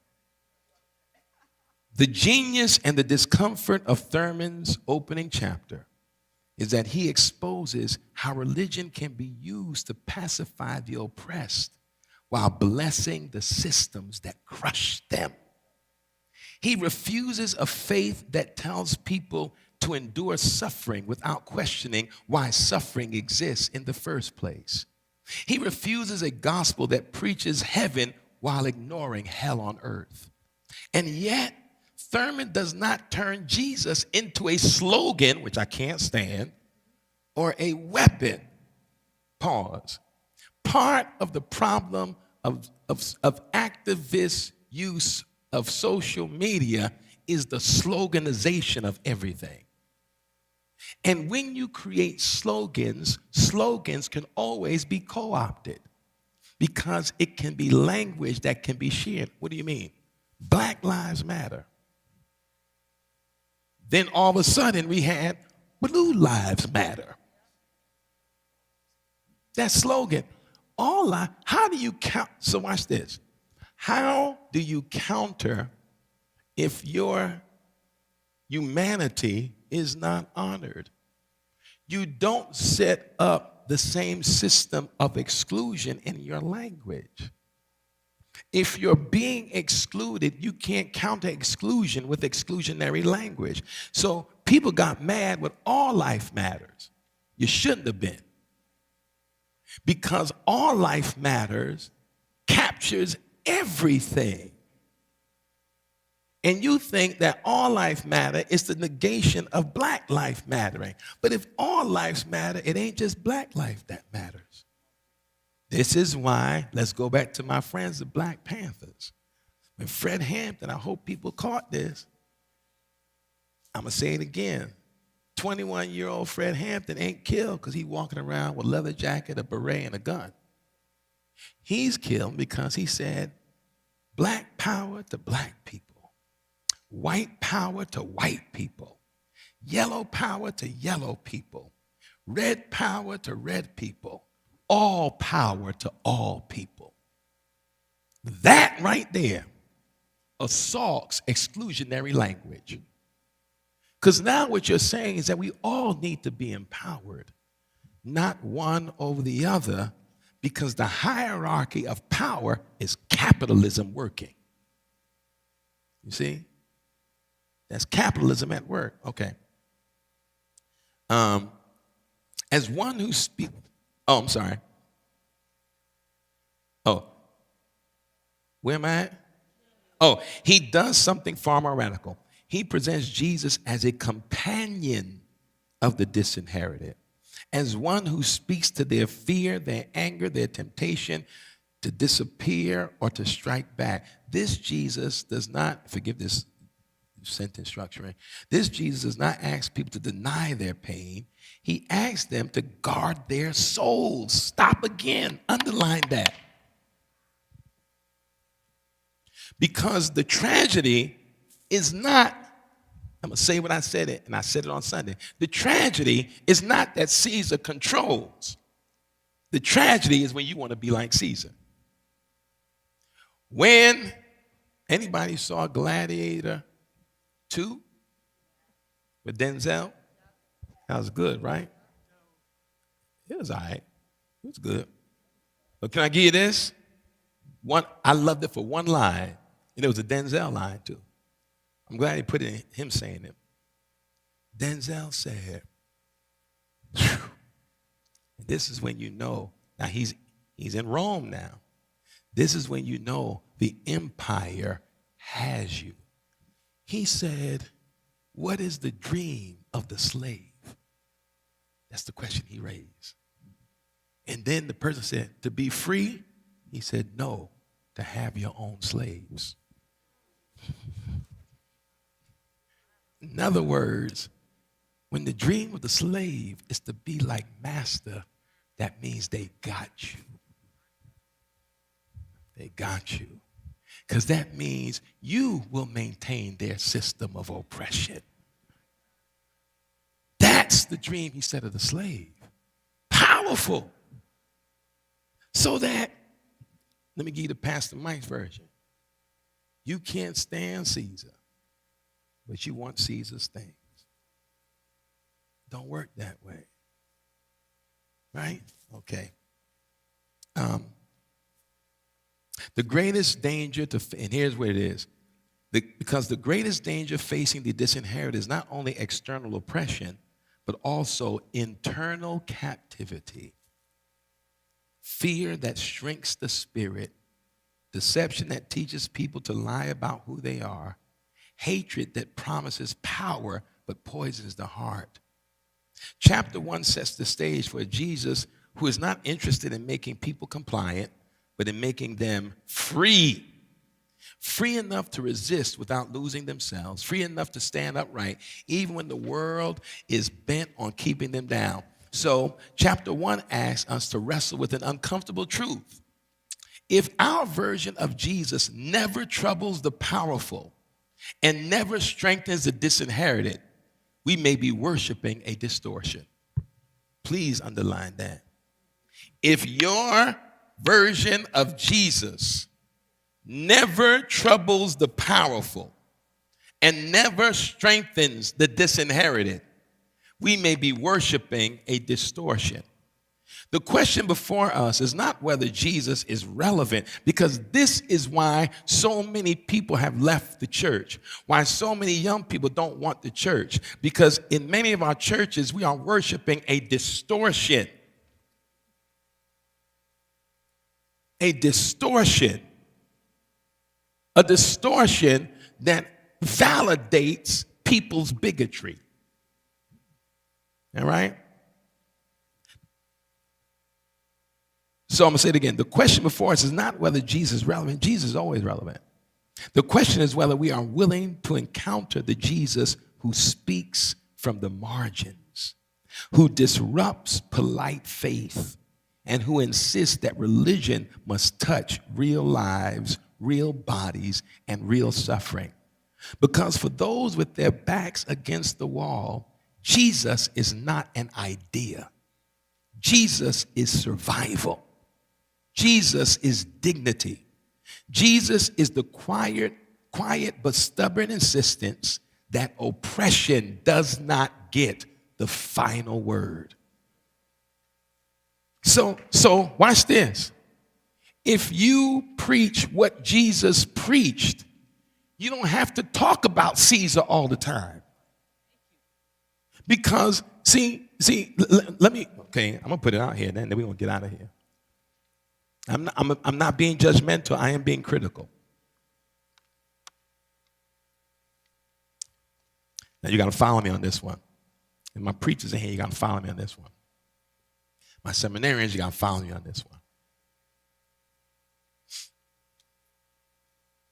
Could it be that for preaching, because this is really about preachers and leaders too.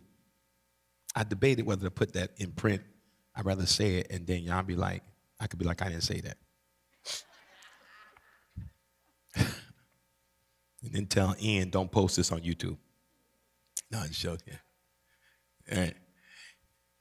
Here. If all I do in my preaching is critique politics and social structure every week, is it because that's easier than deconstructing the theological framework out of which I live in?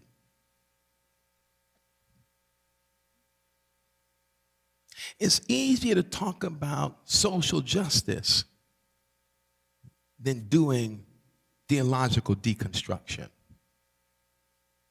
Because the problem is, it was like the one preacher who, during the campaign in 24, I'm not going to mention no names, the one preacher who had a clip that went viral because he was like, you ain't going to be talking to our women like that.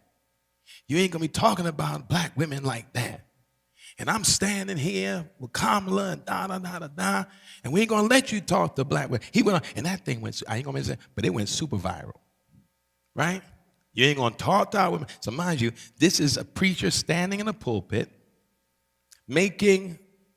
speaking against the MAGA folk, the racists, the conservatives who are trying to dehumanize Kamala Harris. And everybody was like, yes, that's what the preacher's supposed to do. And this dude didn't believe in women preachers. It becomes easier to stand and make that critique of racism and sexism while you don't believe in women preachers. And you don't let women preach in your pulpit. But now you defending Kamala? Wait a minute. That sounds like this kind of missionary impulse. Let me stand up for her weak self. Because she need me as a man to stand up for her, even while I oppress her. Get out of here. But see, it was viral and we were all enamored and did no research to realize that I saw some women comment, this is what that preacher's supposed to be saying, standing up with us and da-da, and had no idea. A woman has never preached in that man's pulpit in 30-something years. So all I did when I saw that, I bust out laughing. I said, this is a joke. But it's easy now to seem relevant by criticizing Donald Trump or ICE. How about break down the dysfunctional, oppressive theology you living in? Because liberation comes, that's the liberation Jesus is doing. Because if you are not invested in liberating the minds of the people of Hal Thurman's language with their backs against the wall, you ain't talking about Jesus. You can't, and this was the flaw of many civil rights leaders in the day. They didn't believe in women preachers. You're standing fighting for equality, but don't believe women can preach. Remember, it's a black female preacher who coined I Have a Dream. No credit was given. Nobody knew her name that Dr. King borrowed the line from. But now he's known globally as I Have a Dream. It ain't even his. Belonged to a black woman by the name of Prathia Hall, who on a particular night when King was speaking, before he spoke, she spoke. And she said the I Have a Dream thing. King was like, That's, huh? I too have a dream. Prathia Hall Wynn, who was one of the founders of SNCC, who I had no idea this woman lived in my community, was almost a neighbor. I heard about when I was at Morehouse that this woman who was a civil rights icon was coming to preach. I didn't know my neighbor's name. I knew her son. We went to elementary school together. And she walked out. I said, wait a minute. I know who that is. Had no idea. And she was one of the founders of SNCC. Had no idea that I Have a Dream came from somebody from my town. It's crazy. But that's the flaw. James Baldwin was supposed to speak at the March on Washington. No. Them black men was not about to have no gay man speak. Because here's what some people said. They said, if James Baldwin would have spoke, we might not have remembered I Have a Dream. We sure ain't gonna let, well, he did speak, but not really. We ain't gonna let the organizer really talk. Because the organizer of this march is Baird Rustin, another gay black man. We ain't gonna let him speak. That's a flaw. You can't inconsistently fight for equality while oppressing other people. You see? So there's a history of the slave wanting to be the master. We don't want to talk about it, right? Thurman begins with some basic fundamentals. So let me read them to you and then I'll let you go tonight. In the book if you have it. If not, write it down somewhere in notes so you can go see it. Here are the realities that he said you have to keep in mind when you're unpacking Jesus. All right? 1, If you have the book, it's on, well, maybe mine is it, but page 15. We'll see if you have the book. Let me see your page 15. Let me see your page 15. I ain't going to say I don't see no highlights on this, but I'm just going to let it go.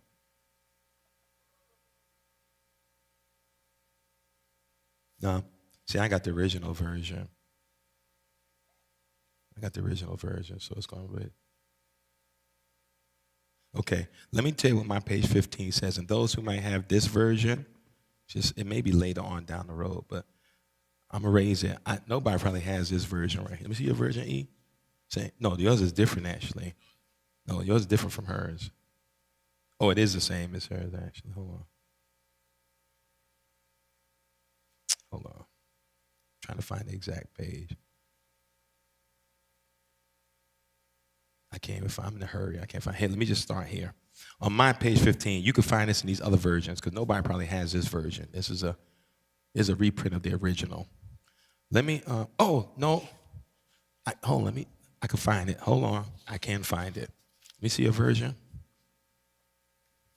Because most people have this version. Yep, hold on, I'm going to get it right now.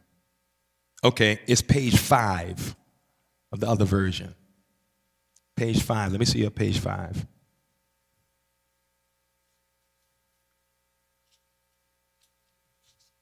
Yep, so in everybody's version, my page 15 is page 5 for you, okay? So just follow along. It says this is the fact number 1. If you see down the bottom of that first full paragraph, we begin with the simple historical fact. You see that? Page 5. We begin with the simple historical fact that Jesus was a Jew. Stop. All right, that's the first fact. All right, Jesus was a Jew. So when you saw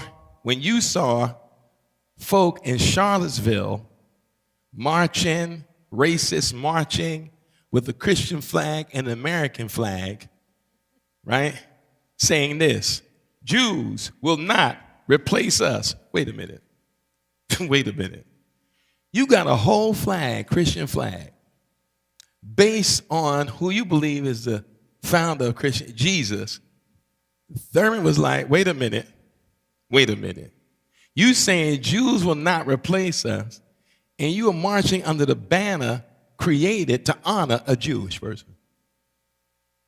You see how your criticism, if you're a theologian, your criticism can't be, oh, that's just racist talk. No, it is a deeper critique. Y'all claim to be Christian, saying you're not going to be replaced by a Jew, but you worshiping one.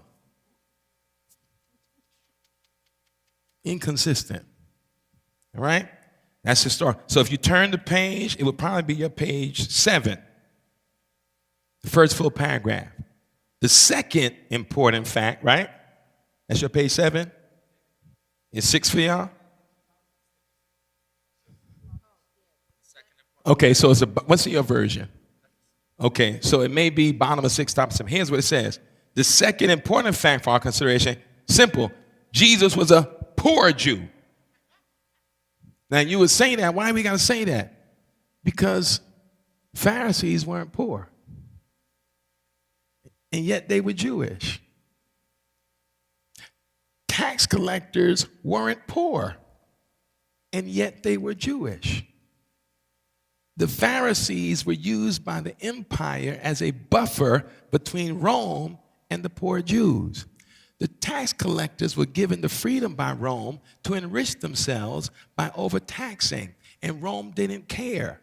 The reason why tax collectors were hated is because, let's say I come and let's say I say to Harold, okay, Harold, I need you at the end of the month to give me $1,500 in taxes.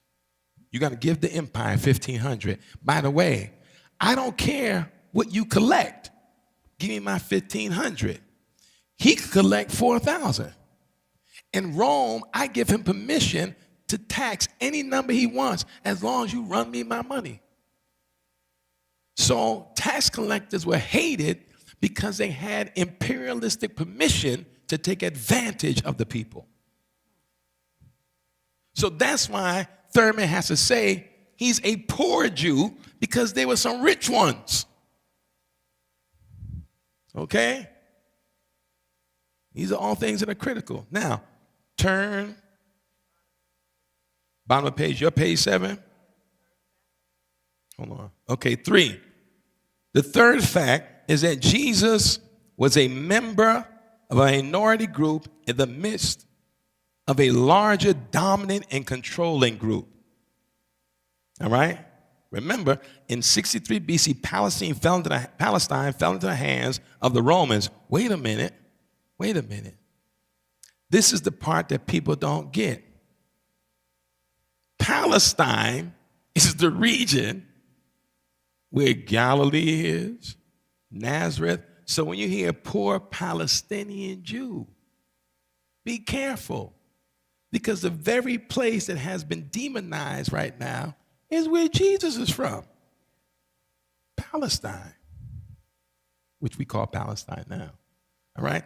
So what he's saying is that he's a Jew, he's a poor Jew, and then what is he saying? He's an oppressed Jew. He is part living under Roman occupation and control. This is important, because if you're trying to see who's in alignment with Jesus' reality, you're getting a picture of who this is. All right? And then 4. Hold on, mine went on. Is there 4? No, that was it. No, there's 4. You said 4 for me? Oh, maybe that is it. No, I thought I wrote that. My bad. So I think, yes. So Jesus is a Jew, Jesus is a poor Jew, and Jesus is a poor Jew living under Roman occupation. So the 3 things we're going to say. One thing we're going to say first. Jesus was a poor Jew living under Roman occupation. So as I wrote in the thing, he was politically powerless, economically vulnerable, and socially suspect. All right? What I have to say to that is that Christianity, he's in my little nose, loses credibility when it ignores the condition of the disinherited. If you're a Christian following Jesus, but you ignore the reality of those who are disinherited, your expression of Christianity loses credibility. This is the theological way you critique Christian nationalism. See, they keep getting people on TV who ain't theologians. And guess what? Some of the theologians don't want to do this work. So there's a way to critique them, and you don't have to reduce them and say, well, you know, Christian nationalists are just MAGA, and they just racist. No, I want to critique you theologically.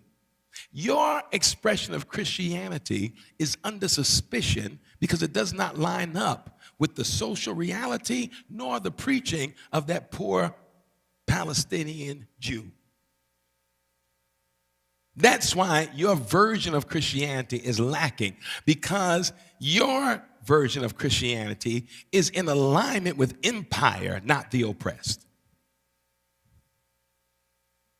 So that if you want to follow Jesus, but what they call, it's a fancy word, I said it earlier, but we get it. You know, this Sitzenleben, your location in life, your social location, you cannot take Jesus out of his context, co-opt Jesus, and make him the bearer of your nationalistic identity that is rooted in racism, oppression, domination, and conquest.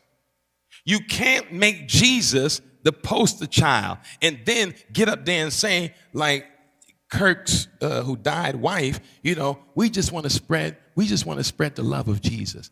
No, you don't. What Jesus you talking about? How you spewing hate and division talking about you representing Jesus? Nah, see, I have a theological realm by which I can critique your foolishness without going to the go-to of racism. Theologically, you're misaligned. I have no problem critiquing it and saying, and here's how you got to do it to create controversy. You say, you know what? But you know what? You can say that concept. You can have this conversation. Yeah, you know what? I'm sorry. You are a Christian. You're just not a disciple. You can have that Christianity. You can have that version of Christianity because that Christianity that you live in has nothing to do with the teachings of Jesus. It has everything to do with the religion you created about Jesus to give yourself some kind of divine permission to kill people. But it has nothing to do with the teachings of the poor Palestinian Jewish man. Nothing to do with him. So don't walk around here talking about Jesus paid it all. And nothing but the blood of Jesus. Because the truth is, you want a bloodless Jesus. A bloody Jesus will make you reconsider your Christianity. Because to say a bloody Jesus means you have to then unpack how he became bloody. And then to unpack how he became bloody means that he is the recipient of the tools of imperialistic power and beating and punishment. And crucifixion was an imperialistic tool to keep the masses at bay. He is what happens when you become problematic for empire. Because if I want to talk about a bloody Jesus, I got to answer how he got bloody, how he got on the cross. See, you've turned the cross into a symbol of neutrality. The cross is a symbol. Do you understand why I kept that cross above the pool? No, you didn't understand. There were folk who asked when I got here if I wanted to move it. No. Keep the image of torture above renewal. Keep it there. Keep it there. So that when you come out of that pool, the first thing you see is the symbol of crucifixion, the symbol of imperialistic death. Because what you just did in that water is die to the system that created that. That symbol was not created by Christians or believers tarrying. And what it should remind you of when you look at the cross is not that he rose from. No, he died as a recipient of Roman execution. And you are worshiping someone who did not die a natural death, who was murdered, killed for charges trumped up by religious folk. So religious people use the empire to do their bidding by making it seem like Jesus was seditious. This is why when they bring Pontius Pilate or Jesus first, Pontius Pilate like, I ain't got nothing to do with y'all in this. This man ain't done nothing against Rome. They ain't do nothing against Rome. But you see, what we forget about Pontius Pilate is that he was under the Roman Empire. And they created a narrative to be like, if you don't handle this, your authority is going to be questioned. They're going to move you out of your position. So then, look at the move he busts. He still don't want the responsibility. He said, I'll let y'all decide. Because in Pilate's mind, if this man did everything they said, there's no way the people would let him die. So I'll give him a choice. Do you want the criminal, thief, Barabbas? Or do you want Jesus to die? And them no good folk. Oh, what a short memory we have. Well, give us Barabbas. Give us Barabbas. Now, when they say give us Barabbas, Pilate then busts another move. Pilate said, I wash my hands clean of that. So, boy, I'm going to stop. I'm going to run in a minute. And so, on one level, let me say this right because I'm getting excited. On one level, a man on his knees with a towel becomes a symbol of humility, servanthood, obedience. And on another level, There's another man with a towel, and that towel is a symbol of cowardice in clinging to position rather than doing the right thing. And he thought that he could wash himself clean with that towel.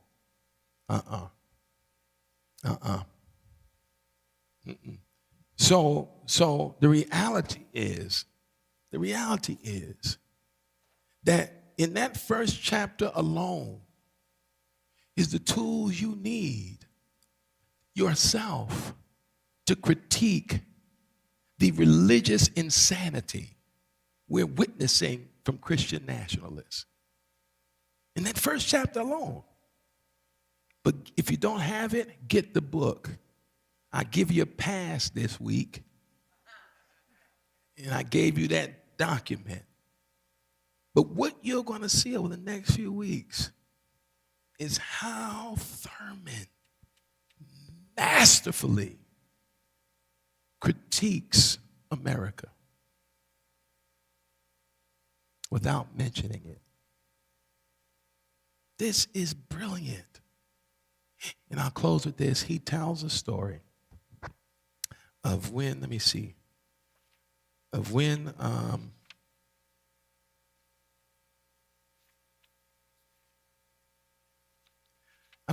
can't even get to it now. I'm in it. When the Hindu person basically says, if you read it, how in the world can you be a Christian, right?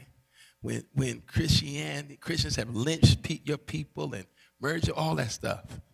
And I wrote in the side is something that this is the criticism against folk who make against black people being Christians, right?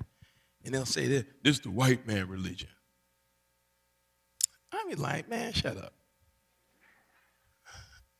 Because, stop. If Christianity was used as a tool to reinforce oppression, right? The only way that statement makes sense is if that's the only expression of Christianity. Right? So it's like somebody coming in here and they walk in here and they got a narrative in their head. You know, I'm going to come to church with you at FCBC. I hear you talking about FCBC, but you know, all preachers want is your money. I want you to hear that. They're operating with a narrative that they've universalized. So always remember this. Well, you the white man's religion. No. It's a line. You can write it down, keep it. And you don't have to defend yourself. I'm going to help you. When people say, I can't believe you go to church. Oh, I can't believe because based on boom, boom, boom, boom, boom, boom, boom. And here's the line. I'm going to give it to you. I ain't going to charge you. Here's the line. And I want you to write it because it's going to help you if someone try to step to you. Talking about, I don't know how you go to church. That's white man's religion. Da, da, da. Tell them this. A poor practitioner of the faith does not define it. A poor practitioner of the faith does not define the faith. Okay? I'm going to say it again. A poor practitioner of the faith does not define it. Let me give it to you in a way that this country weaponizes it. Got us thinking that all Muslims are terrorists. There are some Muslims who are terrorists, but they do not define Islam. So there's some Christians who are racist to the core, but they do not define Christianity. So why are you defending your faith against someone's observation of poor practitioners? So you got to remind them, a poor practitioner of the faith does not define the faith. You get the last. I was going to come back to you. Thank you. Test. This might be off topic, but No such thing. Go ahead. what did Jesus mean when he said to his disciples, be perfect even as your Heavenly Father is perfect. You see, that was when you were nodding off earlier. Because I saw you. I saw you. No, it's when he was nodding. Not when he went to the restroom. It's when he nodded. Because I saw you. You be doing a good job, though. You be like this. So I'm going to out you because you made it public. You put me in a position where I got to say you was nodding. I was going to let you slide. I'm even going to call you out. I'm even going to walk by and tap you because that question was answered earlier on. You hit me on the nods. I was meditating. Because he said, meditating. Because I said to her, when she raised a question about perfection, she left. And I said that there's no perfection. But then I said, Jesus does talk about perfection. It's in Luke, I believe, where he says, be ye perfect as your Father in heaven is perfect. Problem is, people use that and they say that the call of righteousness is perfection. No, read right before that. Because what Jesus says before that is to love your enemies. And when you do that, you can be perfect. So perfection is not about sinless. It's about being full of love and loving your enemies. See, the hard part for some of us is that Jesus would be like, the test of your faith is, can you love Donald Trump?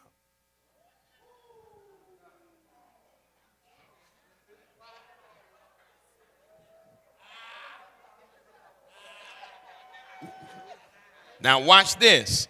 This could keep us here another hour, but I ain't gonna do it. The only way that is not a requirement is if you don't make him your enemy.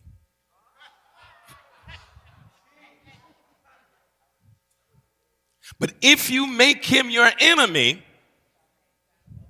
you better love him.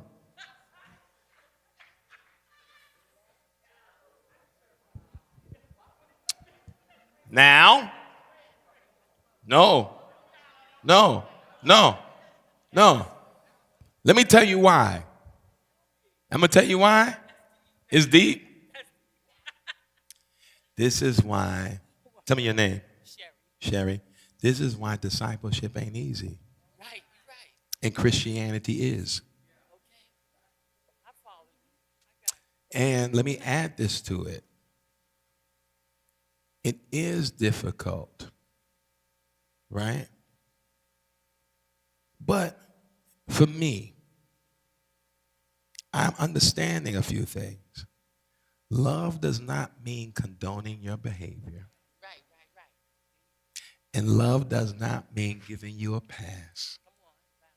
Love means I honor your humanity. I love it. Because you and me were both made in God's image. Ow! Even if you don't recognize it. You might have Caesar's image on your coin, but you still got God's image on your life. You better say that.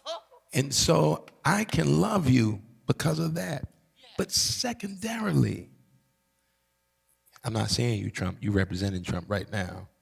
The other reason I can love you is the reason why Jesus would love him. Because Jesus doesn't leave broken people. That's a broken man. That's a broken man. That's a sick man. And so we are the recipients of his sickness that we must fight against. But if I'm going to deconstruct him, I got to get to the heart of his brokenness, not the expression of his sickness. I ain't going to just pray for him, because the easiest thing to do is to be like, he's a racist. But racists are broken. Because if you don't have the ability to honor the inherent dignity of another human being, that's a sickness. Racism is a sickness, right? Sexism is a sickness. All the isms are sicknesses. So instead of making you my enemy, if I ain't ready to do that, maybe I could make you my cause to deal with what is breaking you. See, the easiest thing to do is stand in the pulpit and be like, this is not of God, and this is why we got to rebel against X, Y, and Z, and da. But man, maybe we need to collectively be trying to figure out how to get a sick man help. And sick people with power surround themselves with people who don't care about them. Because they cared about him, they would deal with the brokenness. But man, they eating off of him. They getting power off of him. And he's actually a sick man. There's no way you could sit there and listen to him and not know that he's sick. Something is very wrong with him. That's obvious. Now, I'm not going to affirm that sickness because a sickness has turned itself, that sickness has now become activated against people. And also, let me just tell you, I'm really going to be done. You don't think this man's sick? With people who don't think so, just think it's filled with hatred. No, he's sick.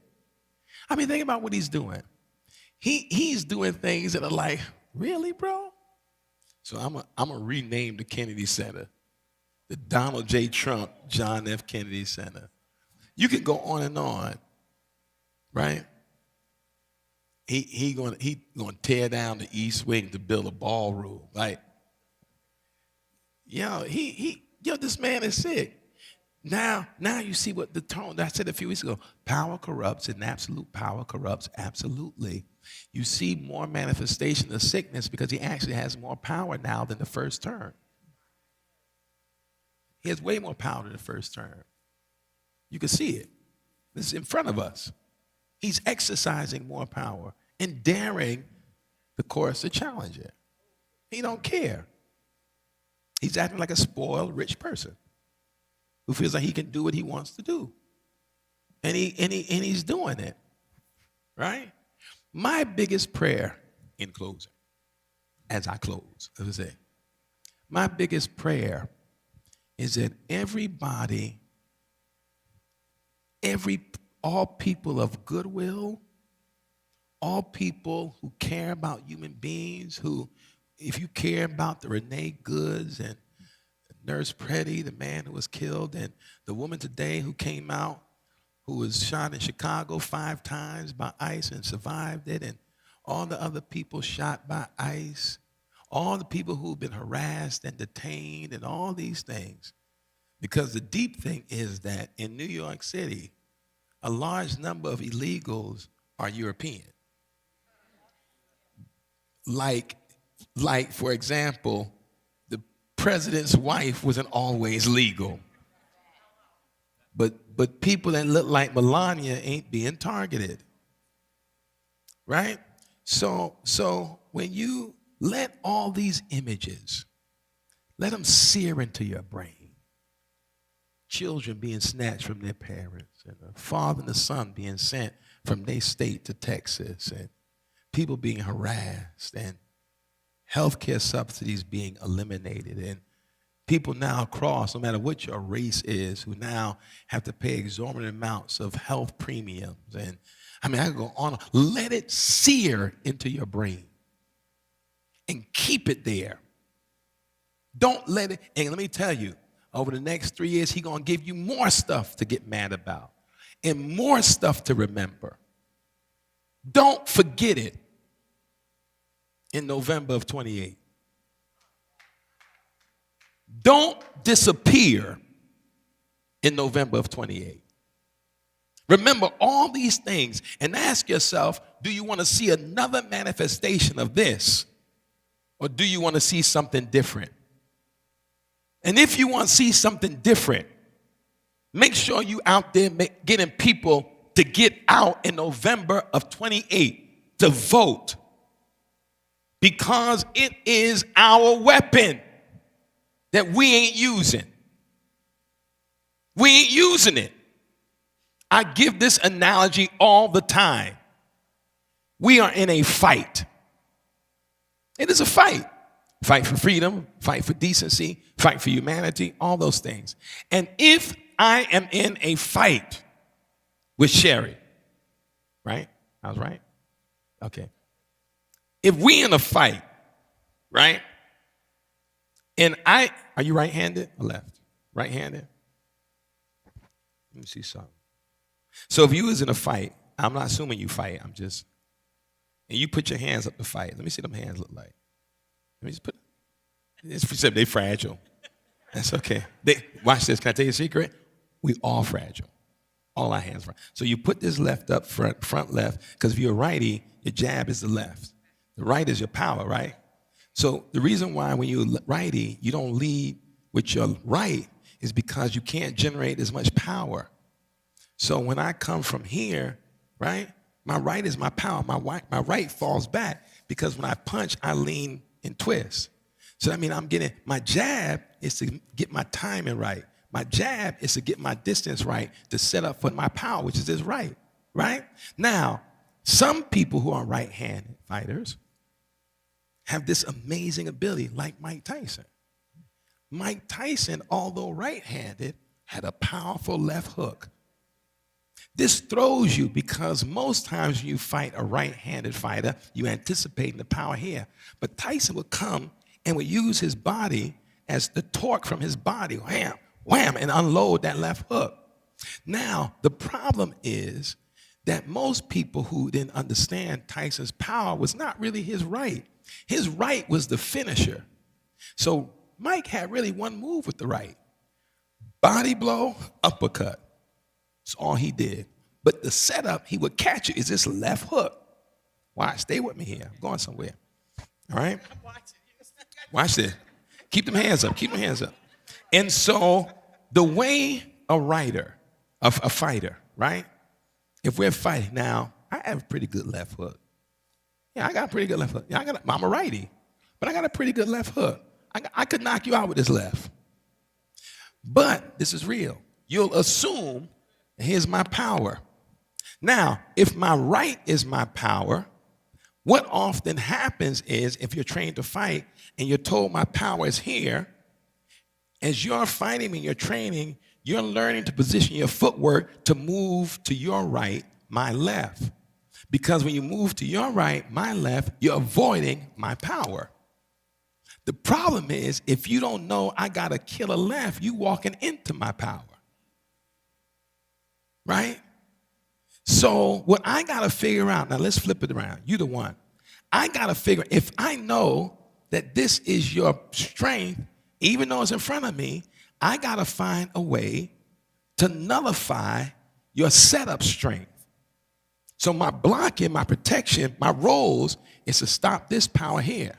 But what I need to do is neutralize this, because although you may be in righty, you got more knockouts from the left side, right? So I got to focus on how to neutralize your power. Now, go back to a regular, not Tyson, regular person. Regular person, right-handed person is here. It's right hand. If I'm going to fight you and this is your power, I want to nullify, neutralize your strength. I've learned that your left hand ain't that strong. That's why you just use it primarily to set up, get distance, timing, and jab. Because jabs, a lot of jabs will hurt you, but it's really to get distance. I'm trying to measure how close I got to come before I come over, right? So my tactic is to avoid the right. It's your strength. If I spent my whole training preparing for your left, you're going to knock me out the first round with your right, right? So you got it with your right. So if I'm training, I should train to do what? Attack your what? Your strength. And you don't understand why they're attacking our votes. It ain't because it's a weakness. It's the strength. But it's like attacking somebody who don't know their right is strong. Why you think that man just sent federal agents to Fulton County to get the 2020 ballots in the blackest part of Georgia? Because he attacking strength. How is it that your enemy know your strength, but we don't? Because if we understood our strength, we'd be out here talking about voting nonstop. That's our strength. And if it wasn't a strength, why are they trying to spend so much time to stop our voting power? That's the clearest indication that that's our strength. It's our voting power. They attacking it. They try to nullify the vote, purge the rolls, make it harder to vote, kill absentee ballots. They try to do all that. Why? Because it's the strength. And then we come around to voting, and here we come. I ain't going to vote because I don't really like nobody. My vote don't matter. Come on, y'all, let's stand. I want you to do me a favor. When you get this book, I want you to go, we're going to move quick. I want you to go, for next week, chapters 2 and 3. You see they need a big book, all right? So chapter 2 and 3 are the chapters on fear and deception. Great chapters. It's not that long. It's not a hard read. I need you to do 2 and 3 so we can finish the following week. 2, huh? Oh, yeah, that's right. We're the first-time visitors here. Anybody here for the first time? Raise your hand. Man, look, get out here. Bless you. Listen, while we pray tonight, pray, I'm going to say this before we get there, but pray for those of us who are going to Egypt in a few weeks. And those of us who are going to Egypt, 188 of us are going to Egypt. And so we're going to have an amazing time, and we leave on February 23rd. And just in case you feel like you missed out, before we leave, I'm going to announce next year's trip and how much it costs so you can start getting some stuff together. But next year we're going to Ghana. And so if you've not been, try to come. And if you've been before, come again, because you went, but you ain't go with us. And then, let me really put it out there. 2028, I believe, is going to be a trip to Spain and Morocco. So we always going to try to do something that is creative but also relevant. So, all right?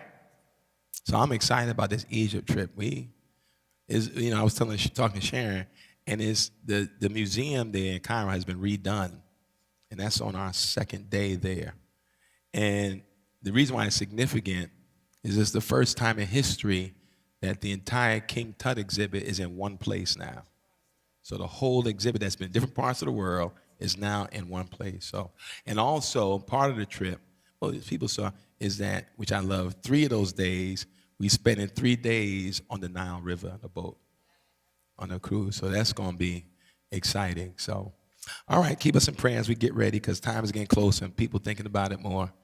And so we're excited. So, all right. God, we thank you for this night. Thank you, God, for your power, for your provision, for how you continue to reveal your word to us, how you pour into us. We are grateful, oh God, that you are still mindful of us. And God, thank you for these tools that you've given us. God, we are doing this book tonight tragically because people stop reading. And we have to reclaim that.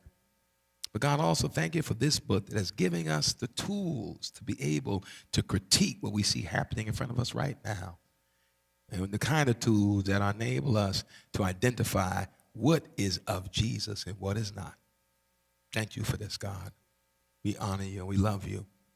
And it's in your name we pray. Amen. All right, y'all have an amazing night. Enjoy, get some sleep. Huh? Well, I'm going to find out.